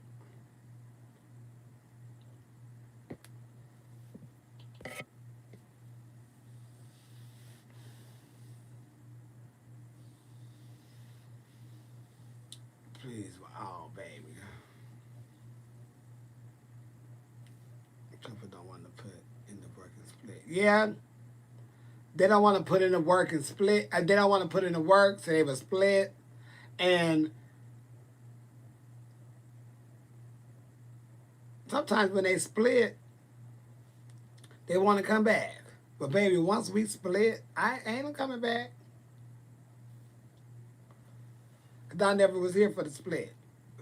Either we're gonna work through this shit or figure it out. But if we don't have this shit figured out within a couple of days, by that week time, we finna have some quits going on here. Because what I'm not about to do is be mad at my partner for days on end. I'm not about to do that.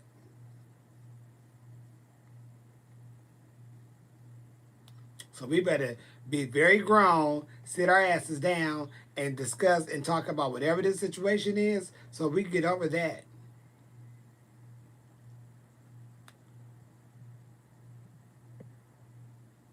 But you also, within yourself, you also have to know how to listen and put yourself in the other person's shoes because they're telling you what they see. And you can never argue with someone when they're telling you how they feel about something. You have to listen to them because something may read off to them different than it may read off to you. And what I learned is you have to let them get it out, listen to them, and just don't even put yourself in it. Just listen to the story and just see what you could think. Then you would say, okay, well, I get it, da da da. Then you can state your case if you need to state one. And shit, you'll be all right. But you have to get your mindset on let me listen. And a lot of times in relationships, people don't listen. That's friendships, families, relationships. It's to listen. You have to listen, baby. Listen.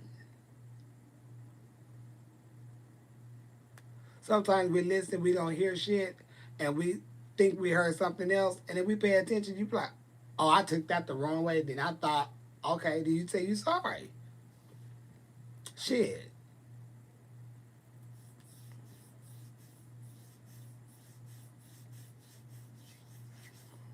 Email about him and his family used me here if he refused to apologize. Well, you know what? You don't need nobody apology, boo.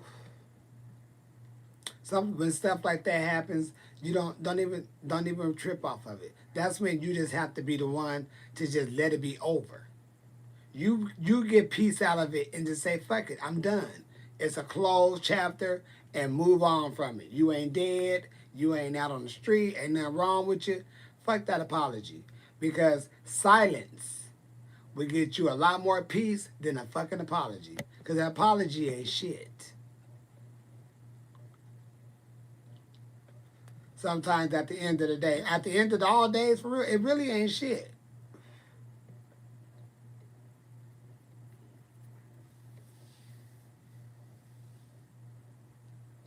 Well, you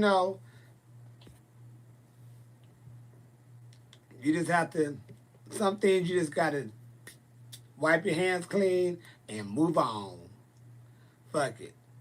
A person gonna do what they want to do and do it how they gonna do it. You just say fuck it. You did all you could do. Willing to love him.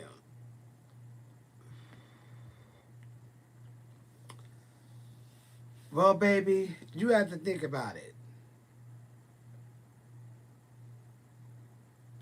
You know, and you never know. You never know. Life's still going. You may not be the only one. Shit.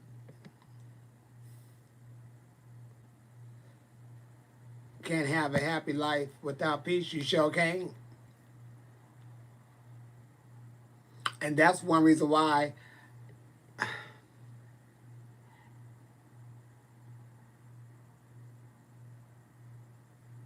it just seemed like the guys that I have met out here, it just seemed like um, ooh, it's just a slight taint, a little something there that's just like not a peaceful something. Like it's just some type of drama just in the back wind.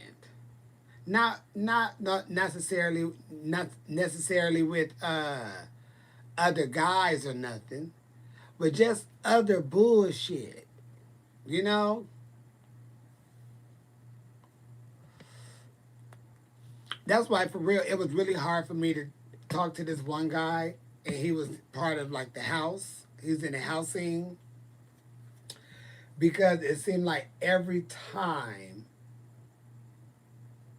he would go out, it was always a fight or it was some type of something something. And nine times out of well, he wasn't even the one in the situation or part. Well, it wasn't his situation. It was because it was someone else's situation, but he kept getting himself involved because they're part of the same house and da da da da.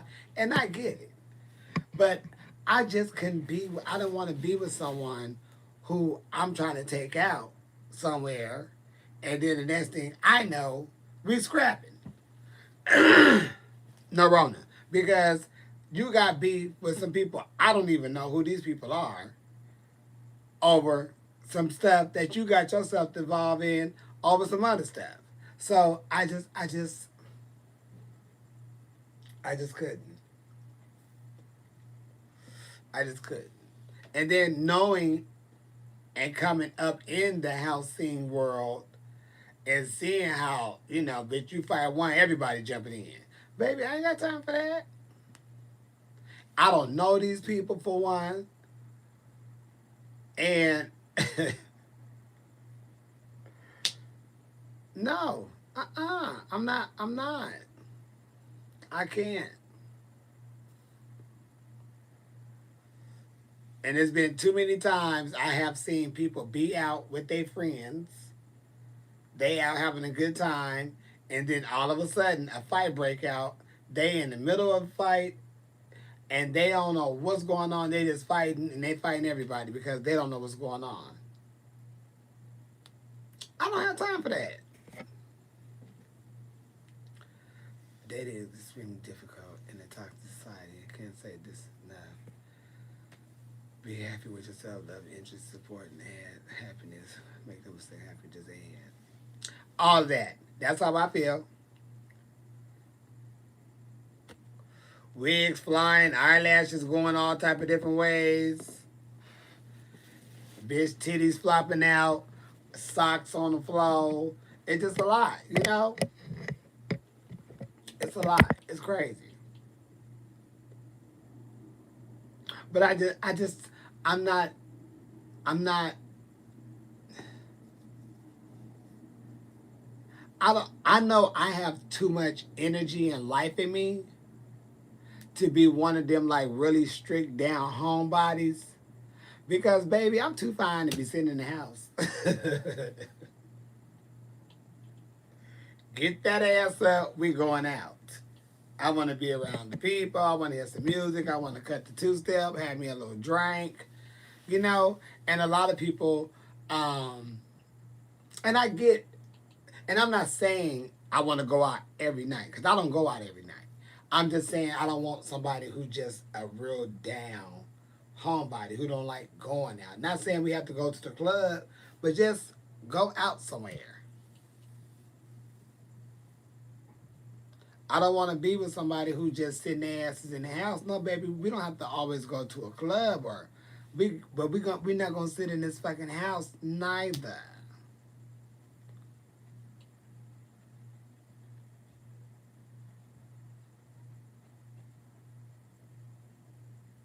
Yep. When you do turn 40, well, I kind of knew what I will and wouldn't for a long time, but at 40, you like, I'm not dealing with that. I'm not dealing with that. I'm not dealing with. You just say what you're not dealing with. No, baby, I'm not. Not at 40. It's a whole different ball game when you hit 40. Baby, I am 40, and I'm not dealing with your bullshit. No, but I don't. I just ain't never really been for it. But at this age, baby, please. It's cute to be 43, but honey, no tea, no shade. We close. Don't know how close. We always close, but baby, you better get them bones, some WD 40, and crank some juice up in them bitches, because we going. Unless you send your ass in the house and you going to be mad, because I'm punching it. I'm not sitting here. So you have all of someone, life enjoying, youthful spirit come on through, you know. But if not, shit, I've been having a wonderful time being single.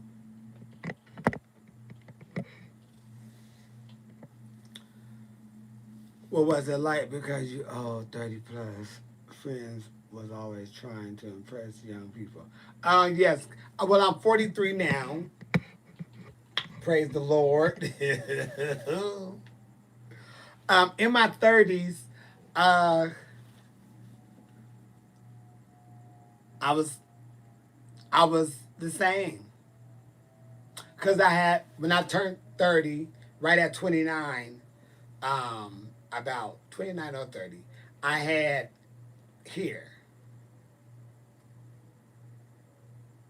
Well, I had to be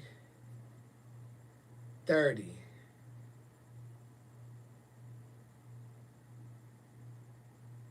Yeah, I was 30 because I'm about to be 34. So I've been here 14 years. So I was shit 30. And I wanted my own place. I wanted my own car.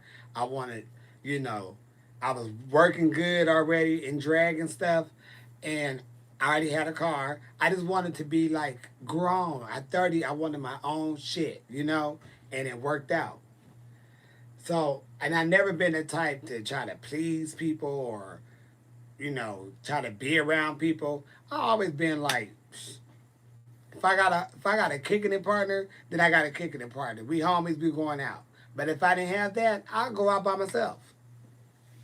Cause I was always cool with everybody anyway, so I never had a problem driving up to the club and going in because I always knew people in the clubs regardless. So I never had a problem with that. But in my 30s, in my early 30s, I did have like one or two people who we always went to the club with. We were just always going, going, going. But that was that. But outside of the clubs, I was by myself. No Rona. I'm a Libra, October 16th. Yeah, so I ain't, I have always really enjoyed or never had a problem kicking it with myself. I feel like I'm 21. Shit, daddy, please. These knees are popping. Can't fuck with these knees. Whack, whack, whack, whack, whack, whack, whack, whack, whack.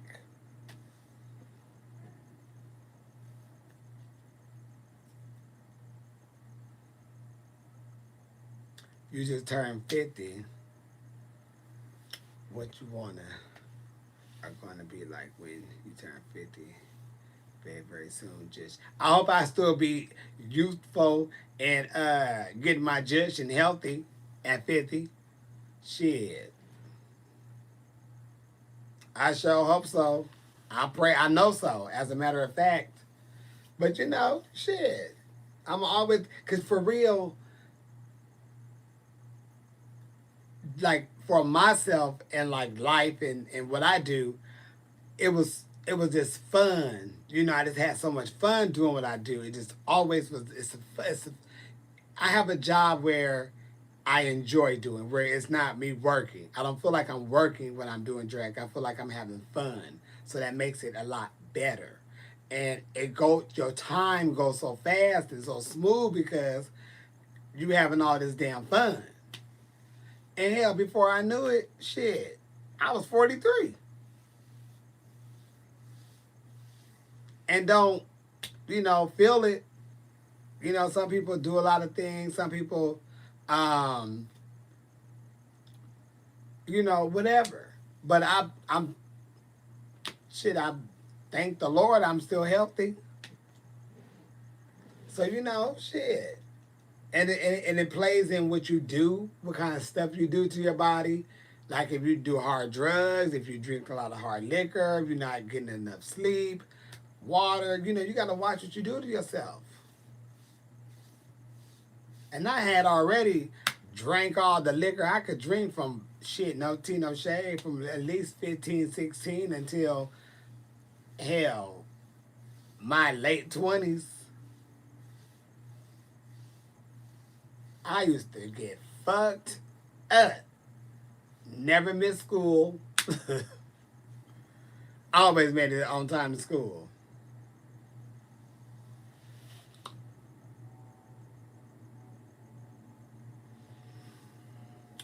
I don't know if you typing the same old thing, but if it come up again, I'm gonna decline your ass.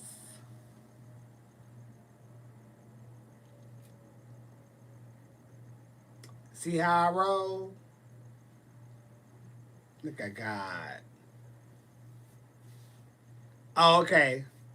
50 lit. Okay. Hey from Venezuela, Jeff.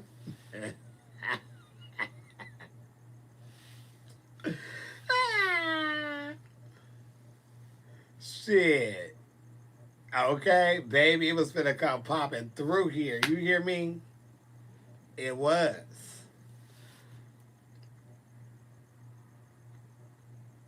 I had the same birthday as your sister, okay? To understand how people get blacked out drunk. I still remember everything. You be, baby, they talking about, did I do that? Yes, bitch, you did that. Acted a fucking fool. Black ass, drank out, dark out, pissy, drunk, prostitution junkie whore. You just fucked up. Just blanked the fuck out. Don't know shit. I swear, I be wanting to slap some hoes. I know, Jay, you good. No Ronan. I'm just saying. Shit. It feels really good tonight. This would be a wonderful night to be out with a drink and taking in all that cool air like that, honey, and looking cute. Ah, I haven't watched anything on HBO Max. Yeah.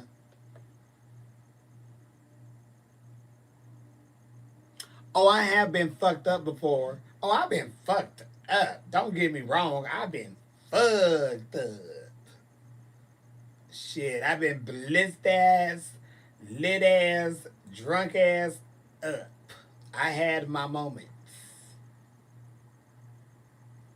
And the one that topped it all off is when I had to walk outside the club and sit on the ground in my brand new outfit because I was too fucked up. And people was walking by talking about, are you okay? Oh, hell no. Once I said my full name in my head and said my whole address, my social security number, and my phone number, I got my ass up. Bitch, this would not happen to me again. This is not my look. This is not my brand. And people would not have no stories of me getting that fucked up where I'm looking crazy. Oh, hell no. And I kept my shit together. I didn't drink shit but water for the rest of that night. You want another drink? Mm-mm. I'm on straight ass water. Uh-uh. I was fucked up. But I got fucked up some more after that, though. But I didn't get fucked up like that. I made sure I kept my shit together. And even recent, well, before all this stuff happened, I've been, I get fucked up differently.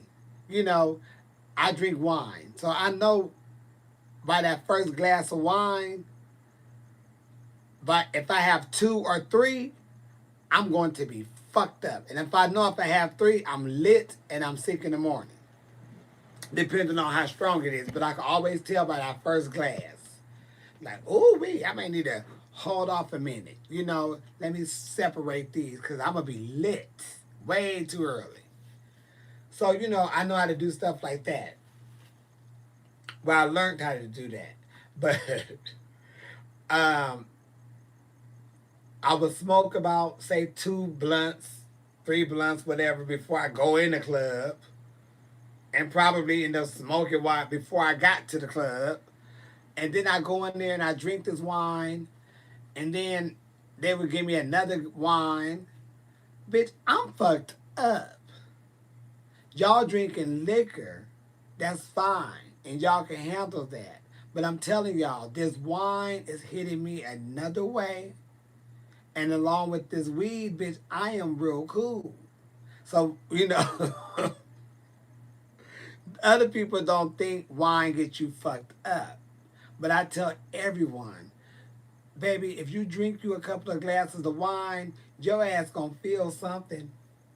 I don't like the taste. Bitch, mix it up with some cranberry juice. And watch that shit fuck you up. You gonna feel a whole good one. And a couple of people that I hung out with, bitch, I'm gonna drink some wine with you. Okay.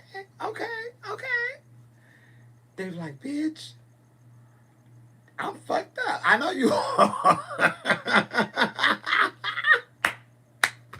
I know you are. So when I'm telling your ass that I'm fucked up, bitch, trust me, I know I'm at my limit. Because I know what it does. I've seen a lot of people get fucked up off of wine and they be drinking and thinking it's liquor and they can handle it. They be fucked up, sick and shit, throwing up everywhere, falling off. Bitch, that wine got me fucked. I know it do got you fucked up. I told you. It got your ass lit. No, Rona. I saw the wine and never looked back. It's always been first class. Be that.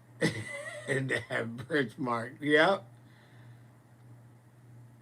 I love red wine. Just give me some red wine. It's good for the blood. Flow on through. Float on. It's a song. And you get your job. Yes, I just want to make it clear because smoking this weed and stuff, with these cigars, that's get your little shit in your throat. Bottle of wine, red wine gives you some dark shit.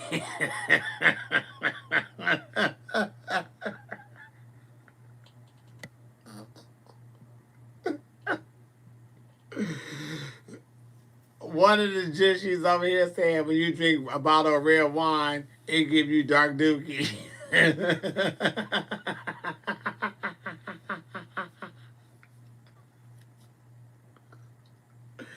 That's all that toxic in your body, Jeff. I ain't never had the wine change my shit color, I don't think. Did you have any Oreos with that?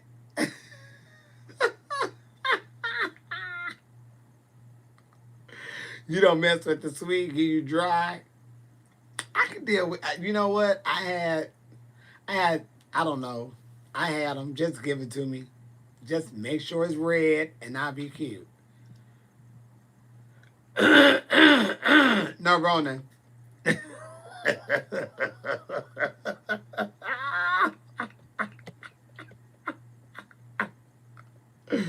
Yes, honey. I'm trying to see, did they have some Oreos with that? That'll fuck your brain up. You licking your shit and that shit black. I thought I was dying one day. Honey, please tell me why.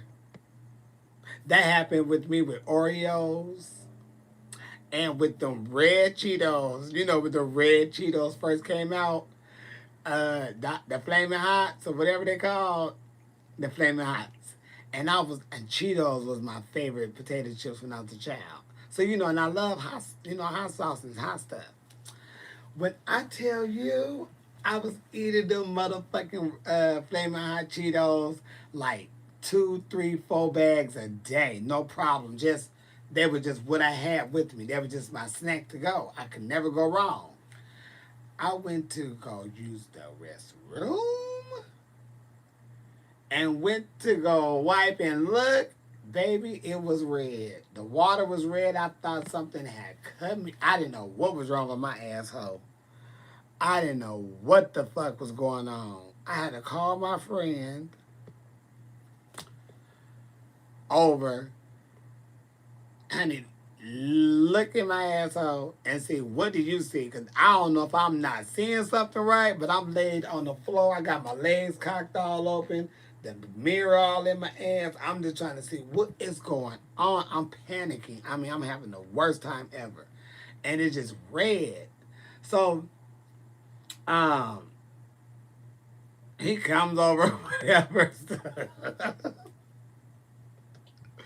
And he's like, well, do you feel any pain? Have you felt any pain? Like, had this happened before? I'm like, no, this is the first time. So, as we kept talking, he was like, that's the powder and stuff from, not the powder, I won't say the powder. That's the dye from the Cheetos. What?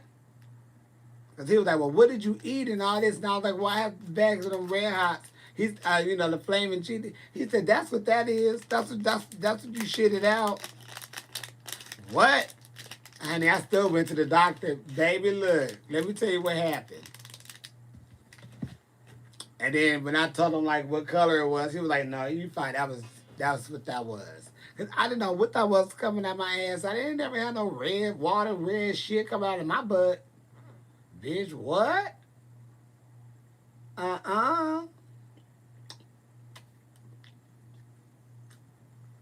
That threw me for a loop. And then the other time was I had ate a whole box of a whole thing of them Chip Ahoys. Shit was black. Oh, I must be something wrong with my inside. Something is dying in there because this shit is too black. And I didn't understand what was going on. And then I had to think, bitch, you fucked up all them damn Chip Ahoys. I mean, them damn Oreos. Wore my nerves out. What is wrong with this? I ain't never had this happen before. Had wore me to. I would call it in a heartbeat. Something ain't right.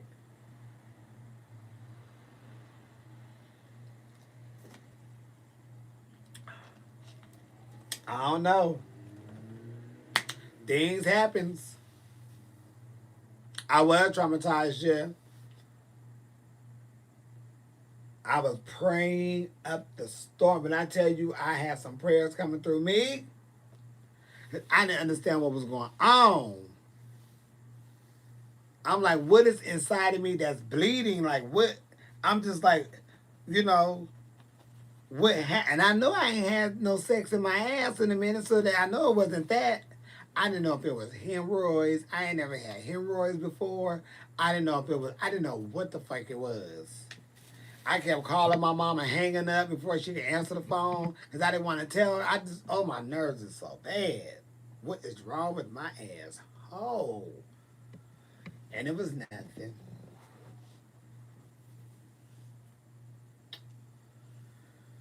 Oh, thank you, Jesus. So I bagged away from those for a long time. Baby, doctors get all the tea. And he said, well, have you had any intercourse? Have anybody done anything back there? I'm like, ain't nobody did shit to my asshole. Shit. No. I haven't even cleaned my asshole. My water dirty, Jim. This water ain't clean. But yeah, that's all it was. Because after I stopped eating them, honey, the next shit, The eye movements was regular.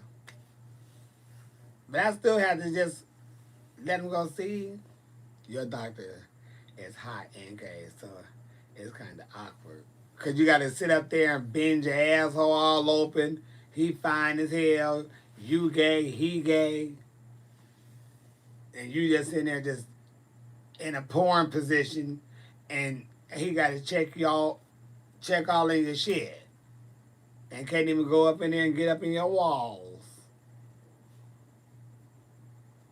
Gotta be devastating. Or if he got to go dig in your butt, you know, we get older, they got to go in there and check our prostate, so they got to go in there and you don't know if you should be feeling it good or what. It got to be weird. Has to be.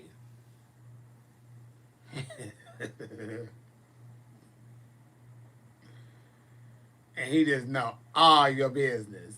You see him at the club, you just thinking, damn, he just had his fingers all lit my ass.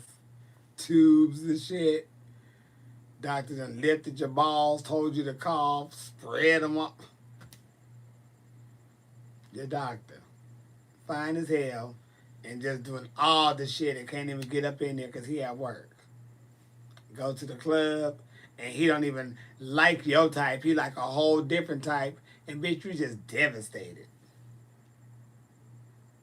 Your asshole just drying up because he done, he a whole different type of situation from work to club. You know, sometimes that could throw you off. You'll see somebody at work and they give you this, and then they get to the club and you be like, uh-oh. It happened with drag queens a lot of times. A lot of times. They'll see a hot guy like, damn, he fine. Baby, he go home and shave that shit off and show up on the show, and you don't know it's him until the next day. You're like, what happened? You'll be like, baby, I was the one you was living for last night. Or they walk up to you while they in drag. I seen a lot of drag queens get their face cracked doing that. They didn't tell the boy they did drag, and we show up at the club, and they come walking up, you know, talking about, hey, what's up? He's like, hey, how you doing? And find out that's the person they was talking to. They would be cold turkey on that ass. And there's not even no motherfucking drug or no damn alcohol. They just be, they stop immediately.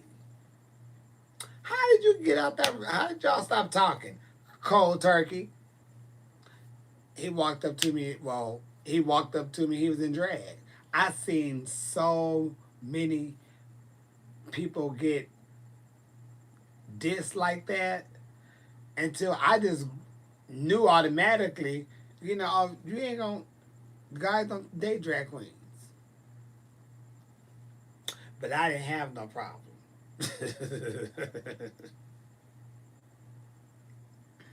Shit, cause for real, no Tito Shay, for years, a lot of people didn't even know I was the same person.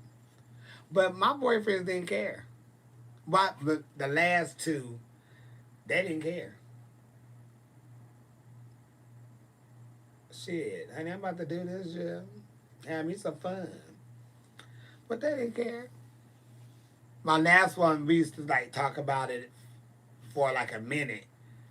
But shit, when that money that he needed came in handy real quick, baby, just go count that money in that makeup box. Say, right. Now go look on the calendar and see all them dates that's filled in. That's what I got coming. Oh.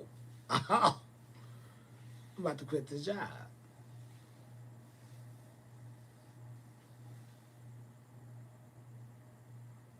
But you know, I haven't well, I have some guys say they don't date drag queens, but bitch, I don't give a shit.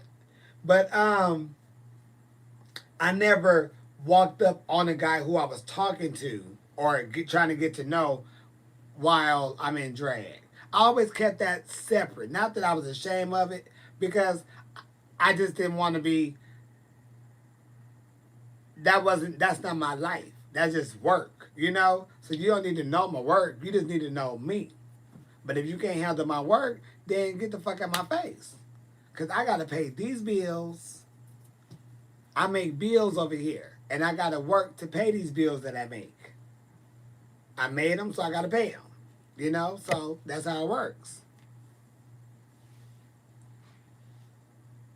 And then, like, like, before I started doing it, I was already in a relationship. But he really wasn't tripping off of it anyway, because he knew that wasn't, I don't know, but it wasn't a problem. But when I got into my second relationship, well, my fourth relationship, it was, and my last relationship, um, it wasn't, it wasn't a problem, and it wasn't a good thing, but it wasn't a bad thing because money was coming in. So it was like, well, shit. But honey, I'll tell you this. When you have somebody who don't understand the lifestyle of drag or just the nightlife, it's a hard situation. Because they going to work in the daytime, they get off at 5, you walking out the door. Because you have to go drive to get ready for a show at 8 o'clock. That's going to start being a problem. Because there's no communication, there's no time together, there's no hanky-panky, nobody playing swords, you know? Being advantage of, I've been a horrible quarantine and need some advice. Just didn't know all drag queens were gay. All drag queens aren't gay. Hey, Jeff, I don't think all drag queens are gay. I think because the gays exist in all the labels, like femme and mass, and some mass gays aren't open-minded enough to pursue a relationship with someone who does drag. You know what? And that was a problem too. Back in the day, they wasn't. It was a lot of guys. They was not talking to a drag queen. Mm-mm. They didn't care if you did drag at night, if you did drag in the morning, if you did drag for anything. They was not talking to a drag queen. And a lot of my ex-boyfriend friends used to always say, like, why are you there to drag queen? But see, back in the 90s, from when I came out, 93, 94, there was this stigma with drag queens stealing, writing bad checks, doing credit card scams, and you know it was that big old stigma with drag queens going around during that time. At least in the black area, I don't know about what was going on in other areas, but I'm sure because it's the game for everybody. So that was always something really big in the black community. And I'm talking from the LA area because we didn't have like, it wasn't a big black gay scene in San Diego as far as drag queens. But up here, you know, it was like everybody had in their mind all drag queens is doing the same shit. No, man. So you didn't want to date one because of that.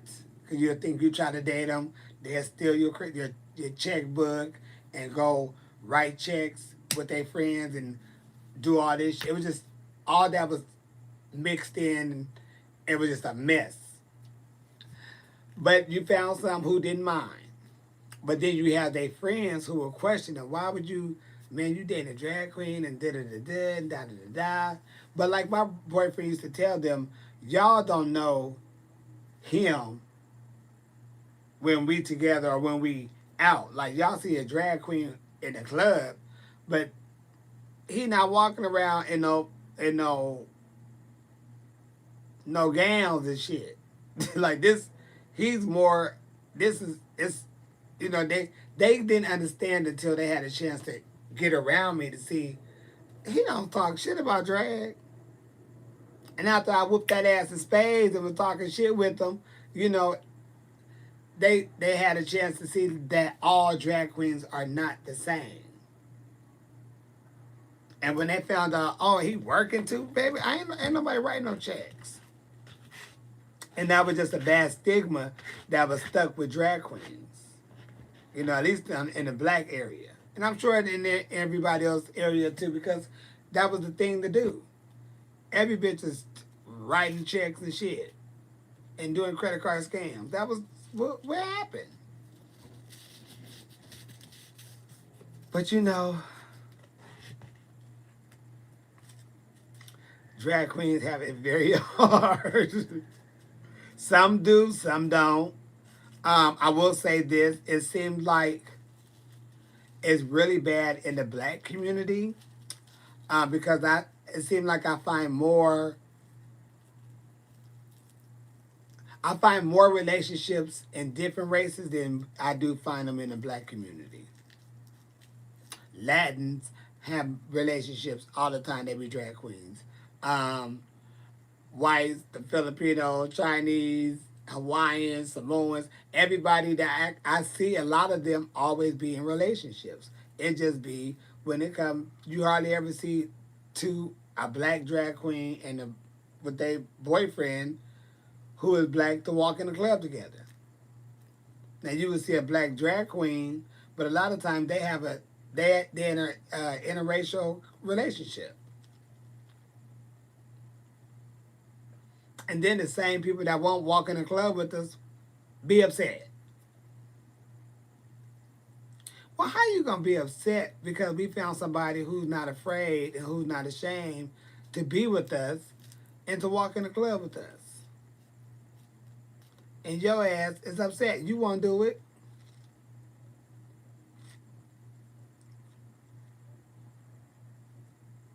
They had a long conversation about relationships and doing drag. Oh, Kennedy told me they went live and talked after the show. But yeah, it's crazy. It's crazy. I heard some stories from other people. But even like guys that I had a little crush on or was talking or just had conversation with, they was like one guy was like, "Damn, you sound like you'll be a cool person to date or be with, but I just don't date drag queens." What? I'm like, that's work. I go to work, I come home. I'm not around here in a wig and prancing around in no damn flower dress and no tutu be beads. But he was like, "Nope, I can't date a drag queen." Like, what? Like, okay, let that ass go. We stay cool. Hey, what's up? How you doing? All right. And he just been in relationship. Nothing works.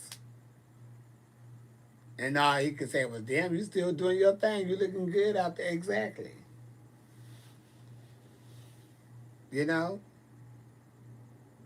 And then you have them back in the days, they was like, "No, you do drag, you gonna become a transsexual and all this." Ain't nobody, I don't even feel like I'm a woman.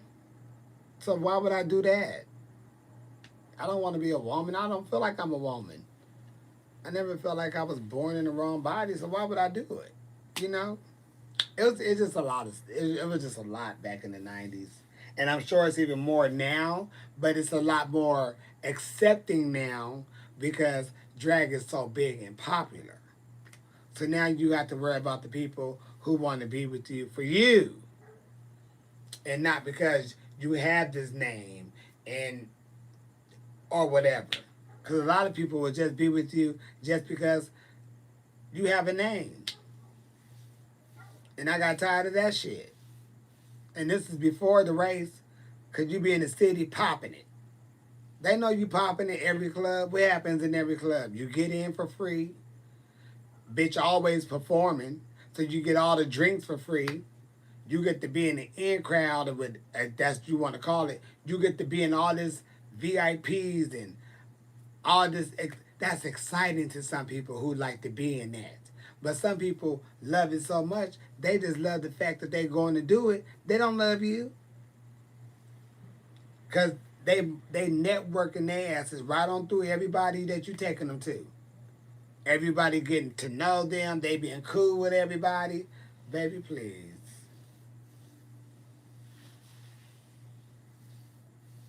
I used to love my boyfriend would just sit there. I still have to tell him, honey, go hang out with your friends over there. He would just be sitting right there. He'd talk to whoever he needed to talk to for me, make sure my music is right, go give me a drink or whatever.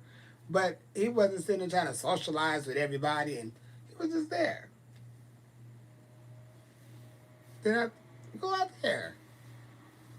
But you have to watch them, and it's a lot of people like that out there.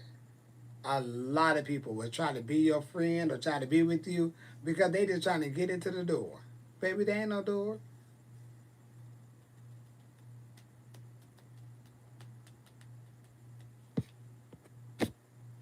Because you know what happens too?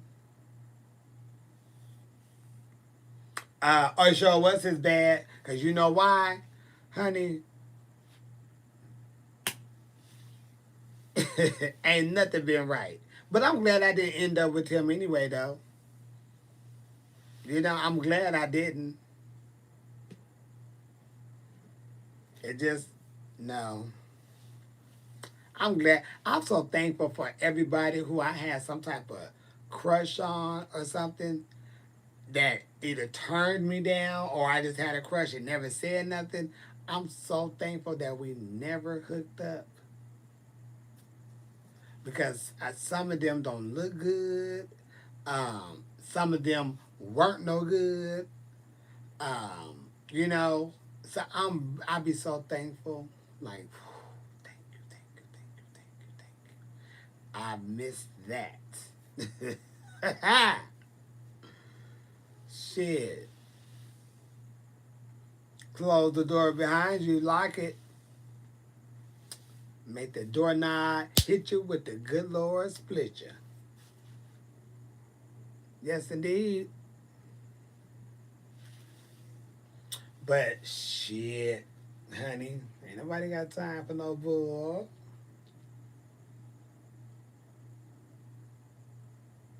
That's crazy.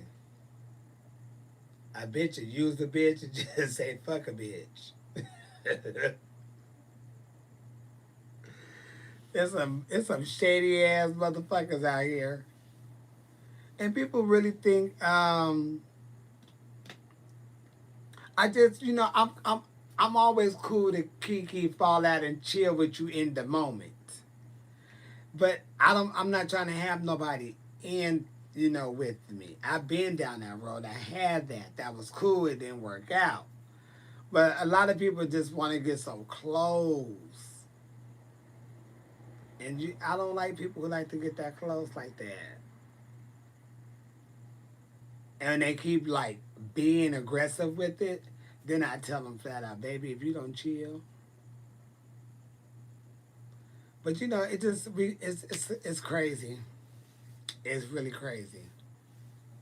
And then they think drag queens are all bottoms.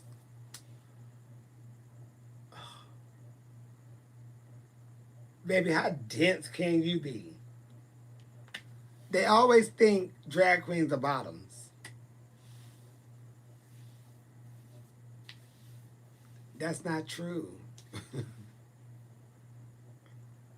Because all buff men are not tops. And so don't think all drag queens are bottoms. Because all the buff men ain't tops. Just because you look like you're a straight man don't mean you a straight top.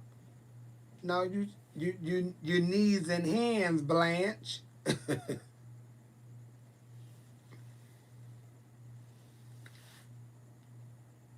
A film top is a blouse. That's what they say.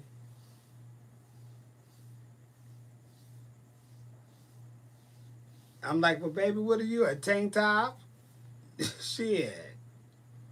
The fuck? A blouse. What the fuck is... I just like I had to tell my friend one day, bitch, do you want some dick or some ass? If you want some dick, over there is the dick you could probably need and want. Shut the fuck up about what they doing and think about it in the bedroom. Quit worrying about the dumb shit. They ain't got shit to do with what's going on what's in the bedroom. You don't know what's gonna go on. Then that drag queen gonna punish that hole all through, or that film, or that blouse, gonna plow that ass all the way through, and now they just heads over here in love, can't think, want to make tacos for lunch and shit. I know a lot of film guys who had wore some of these wannabe macho tops out, and they just be like, bitch, but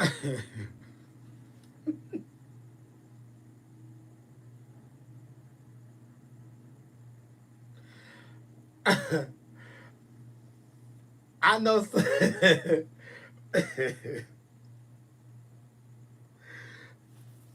I, I know someone who had got their hoe knocked around. No Rona. And no Rona. Didn't know who it was until after the fact. And was so mind blown about who don't want them completely out until they just couldn't believe it. And I hollered and I hollered, bitch, you done got your back blown out by who?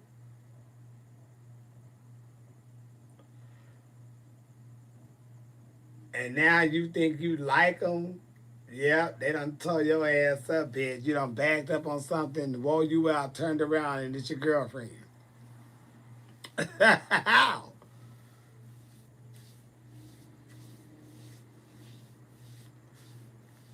That's why I'm just like, people crazy.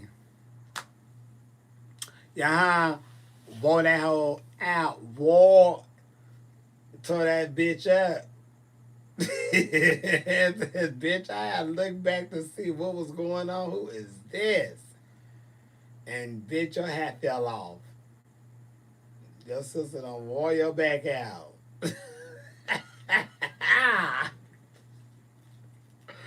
I'm so thankful that I have been in a relationship them early part of, in that time, because a lot of shit that went down and I couldn't do. And I say I couldn't do because I was in a relationship. And them were the type of things I should be going to or doing if I'm in a relationship. But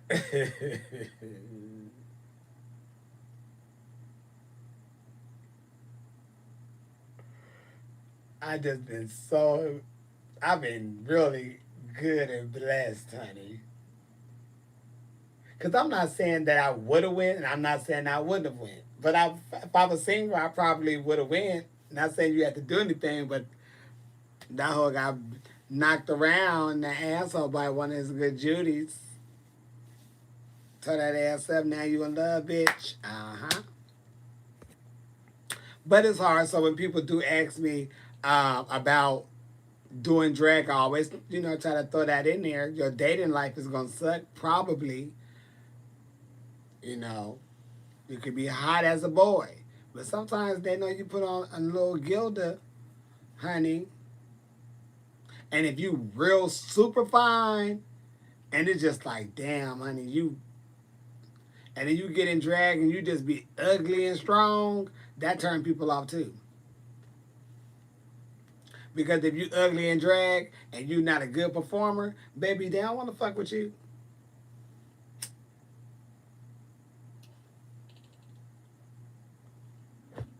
And that's the truth too. That's so you got that on your ass. Baby, you ugly and drag, they feel. They feel. Keyword, they. So not only is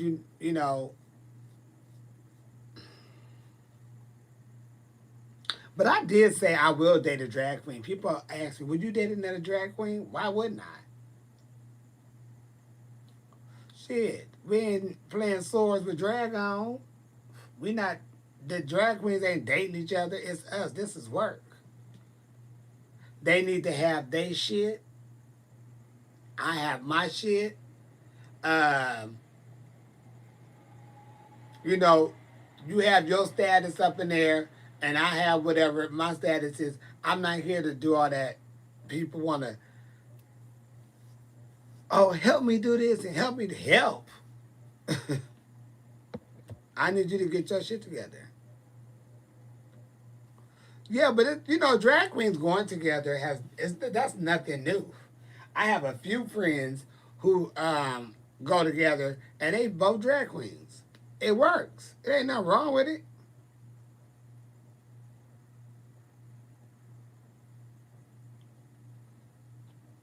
And see, that's the problem. It's that it's that bullshit right there when people say they don't want to kai kai. They let the smallest things block them from happiness. Because a person does drag doesn't mean when you get home they're going to be in drag every day. Y'all going to be going around the world every day and they're going to be in drag. That's work. That is art. And if they're making money, baby, that's the job.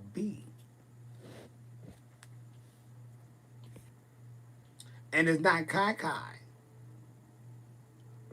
People like to use that. But see, then y'all be so lonely, wondering why nobody wants your ass, because you want somebody who don't want you.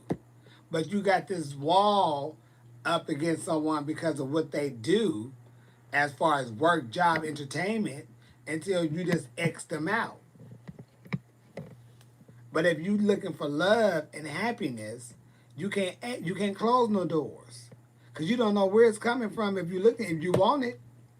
You got to be open to accept it when it comes. And if you have your blockage here, your blockage there, you got a lot of blockage. So what you're looking for, it may not come in the form you want it to come in. That's why it's not good to really have a type and stick to that type. Because sometimes when you stick to the same type, you keep getting the same old person, just in a different uniform, but it's the same fucking person. And that's why you go through the same old shit. That's why it's always the same old problems, and you keep going through the same old bullshit with a different man because it's all the same person. You have to break that down and let it go and be. Just let it be. And one thing you also have to do is keep your family and your friends out of your head. You got to keep them out of your head thinking, what would they think? Like, what are they going to think when I bring him over? It's not about what they think because what y'all got going on, they wasn't there to help y'all put that together. They didn't put y'all. They didn't do nothing for that. So who gives a fuck what they think? It's about y'all. Don't go in there thinking when you're talking to somebody, ooh, I wonder what my mom and my daddy. It ain't about them. It's not about them. It is not about them. What they think don't have nothing to do with your happiness. So keep them out your head when you meet someone. And that a lot of times people feel that way. Oh my, I gotta do this or that. No. Mm-mm. Don't ever look at your friend's relationship and say, "Oh, I would love one like y'all. Y'all seem so happy, baby. Please, because as soon as your ass hop in your car and go down the street, he's probably whooping off in that ass." Don't ever look at your friend's relationship and say, "Oh, it's the perfect." No, it ain't. You don't know that. Because when you're not there, you don't know. And your friend may be one of those ones who live by the rules that I say. Your friends don't need to know all your business. Your family don't need to know your business, and your friends don't need to know your business. Now, I always have said, if you getting your ass whooped, honey, you always tell somebody, I don't give a fuck. If you got family, you say brother, sister, cousin, this motherfucker is whooping on me. I've always been a firm believer in telling somebody that. And if you in one of them situations where you can't tell nobody, Baby, you got bruises. That ass going to sleep. Fuck that. Tear that ass up. Get that done with the first time you get bopped around. Let that ass fall asleep. You got bruises. When that ass fall asleep, you start tearing that ass up. Call 911 immediately.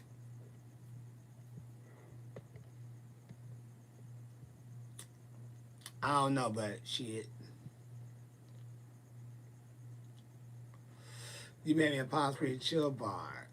Oh, hey, love, how are you? I hope they do something with big old parking lots and expand some of the clubs and stuff where we could get to the parking lots and perform. Even though it's 100 and something, I still could bust the move. I've been performing for years. I could still do a two-step and make it seem like I'm out there getting it all the way in, even though I will be.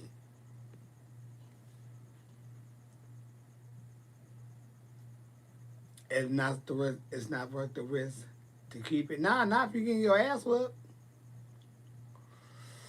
It ain't even worth the be if you're not even happy in the relationship. Why you gonna be in a relationship if you're not happy? I'm not arguing with your ass every day, all day over some bullshit. You're not gonna talk to me wrong. I'm not gonna talk to your ass wrong. We're not doing that.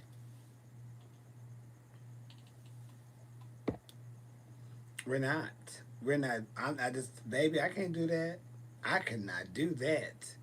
And I've seen people be in relationships and all they do is just argue, argue, argue, argue. Baby, I can't do that. I can't argue with a person I'm with all the time, and I definitely cannot be in a fight.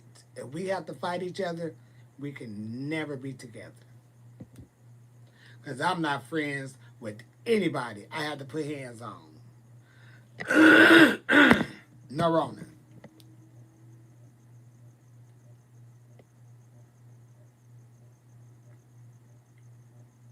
And sometimes it's because they having a place to stay. Yep.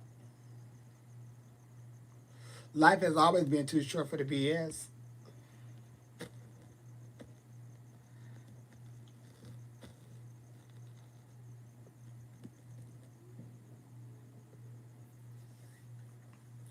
In the, you know what? Uh, Surprisingly,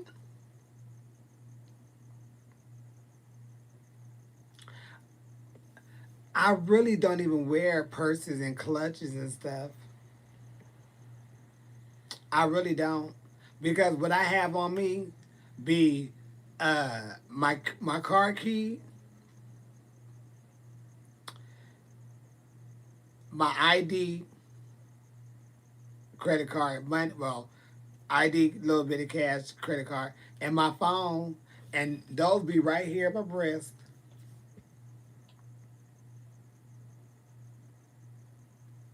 So my phone be on my skin, and then I have my breast on top of my phone. So when I hug people, you just feel me, whatever I got there from my breast, but you don't feel my phone and my keys and shit. They be sitting right there, and I be out in the world. No Rona.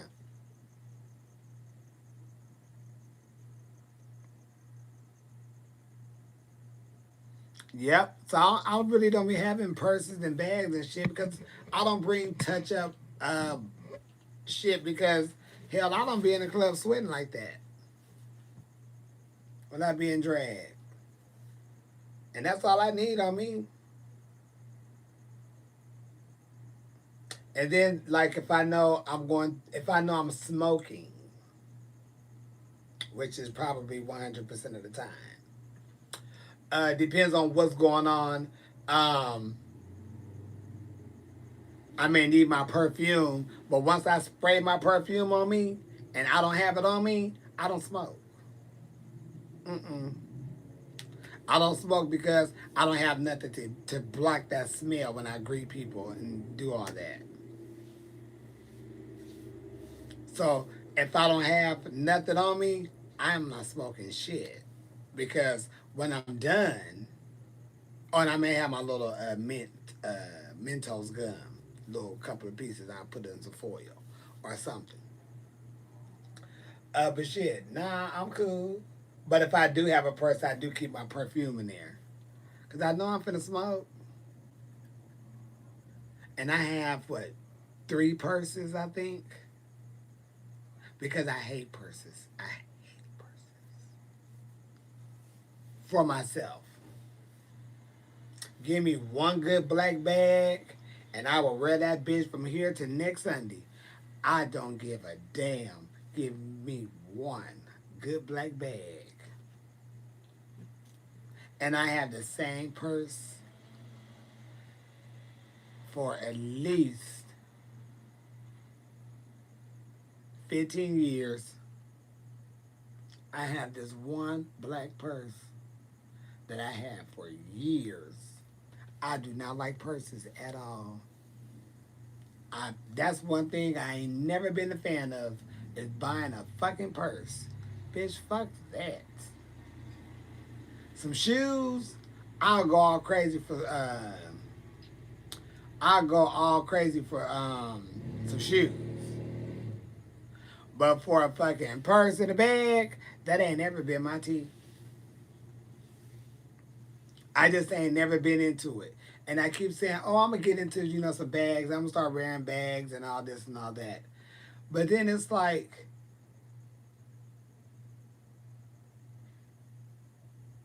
bitch, I don't even want that shit in my house. Shit. But I'm gonna try. I'm gonna try to get better.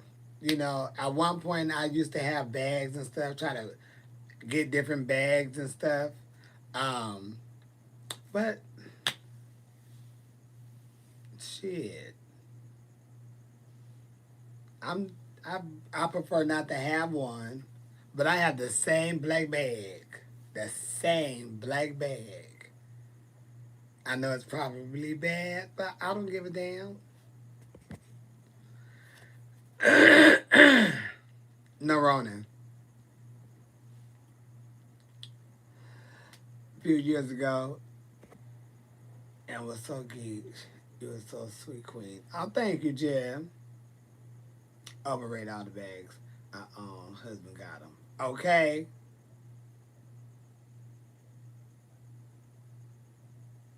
I just want one of those little pouches. I like that when I ride my bike. Well, y'all, we are about almost 2 hours in.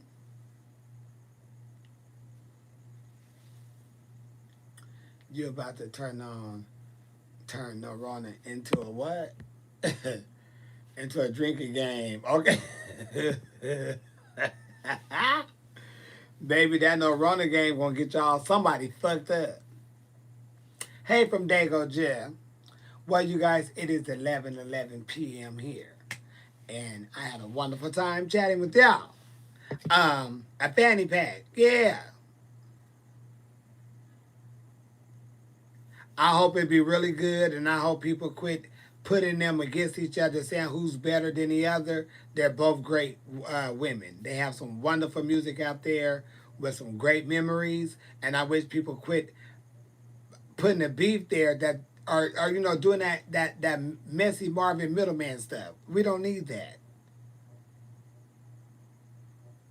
Because everybody is full of bullshit. They say, oh, this person is. But when one person wasn't dropping shit and somebody dropped something that was hot, your ass is playing it. So don't just be happy we got music. And quit trying to say who better than the other one.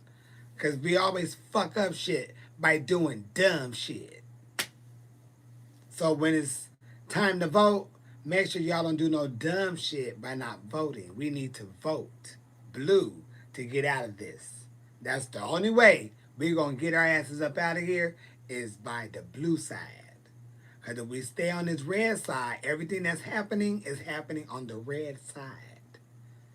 Blue going to give us a little bit more peace, I feel. So let's think about that. Love y'all. Be safe. Wear your mask. Sanitize them hands. And if a bitch cough, spray him in the face with mace. Um, I will see y'all later. Love y'all much. Because this hoe finna die over here. My phone finna die. My battery dead. I will see y'all later.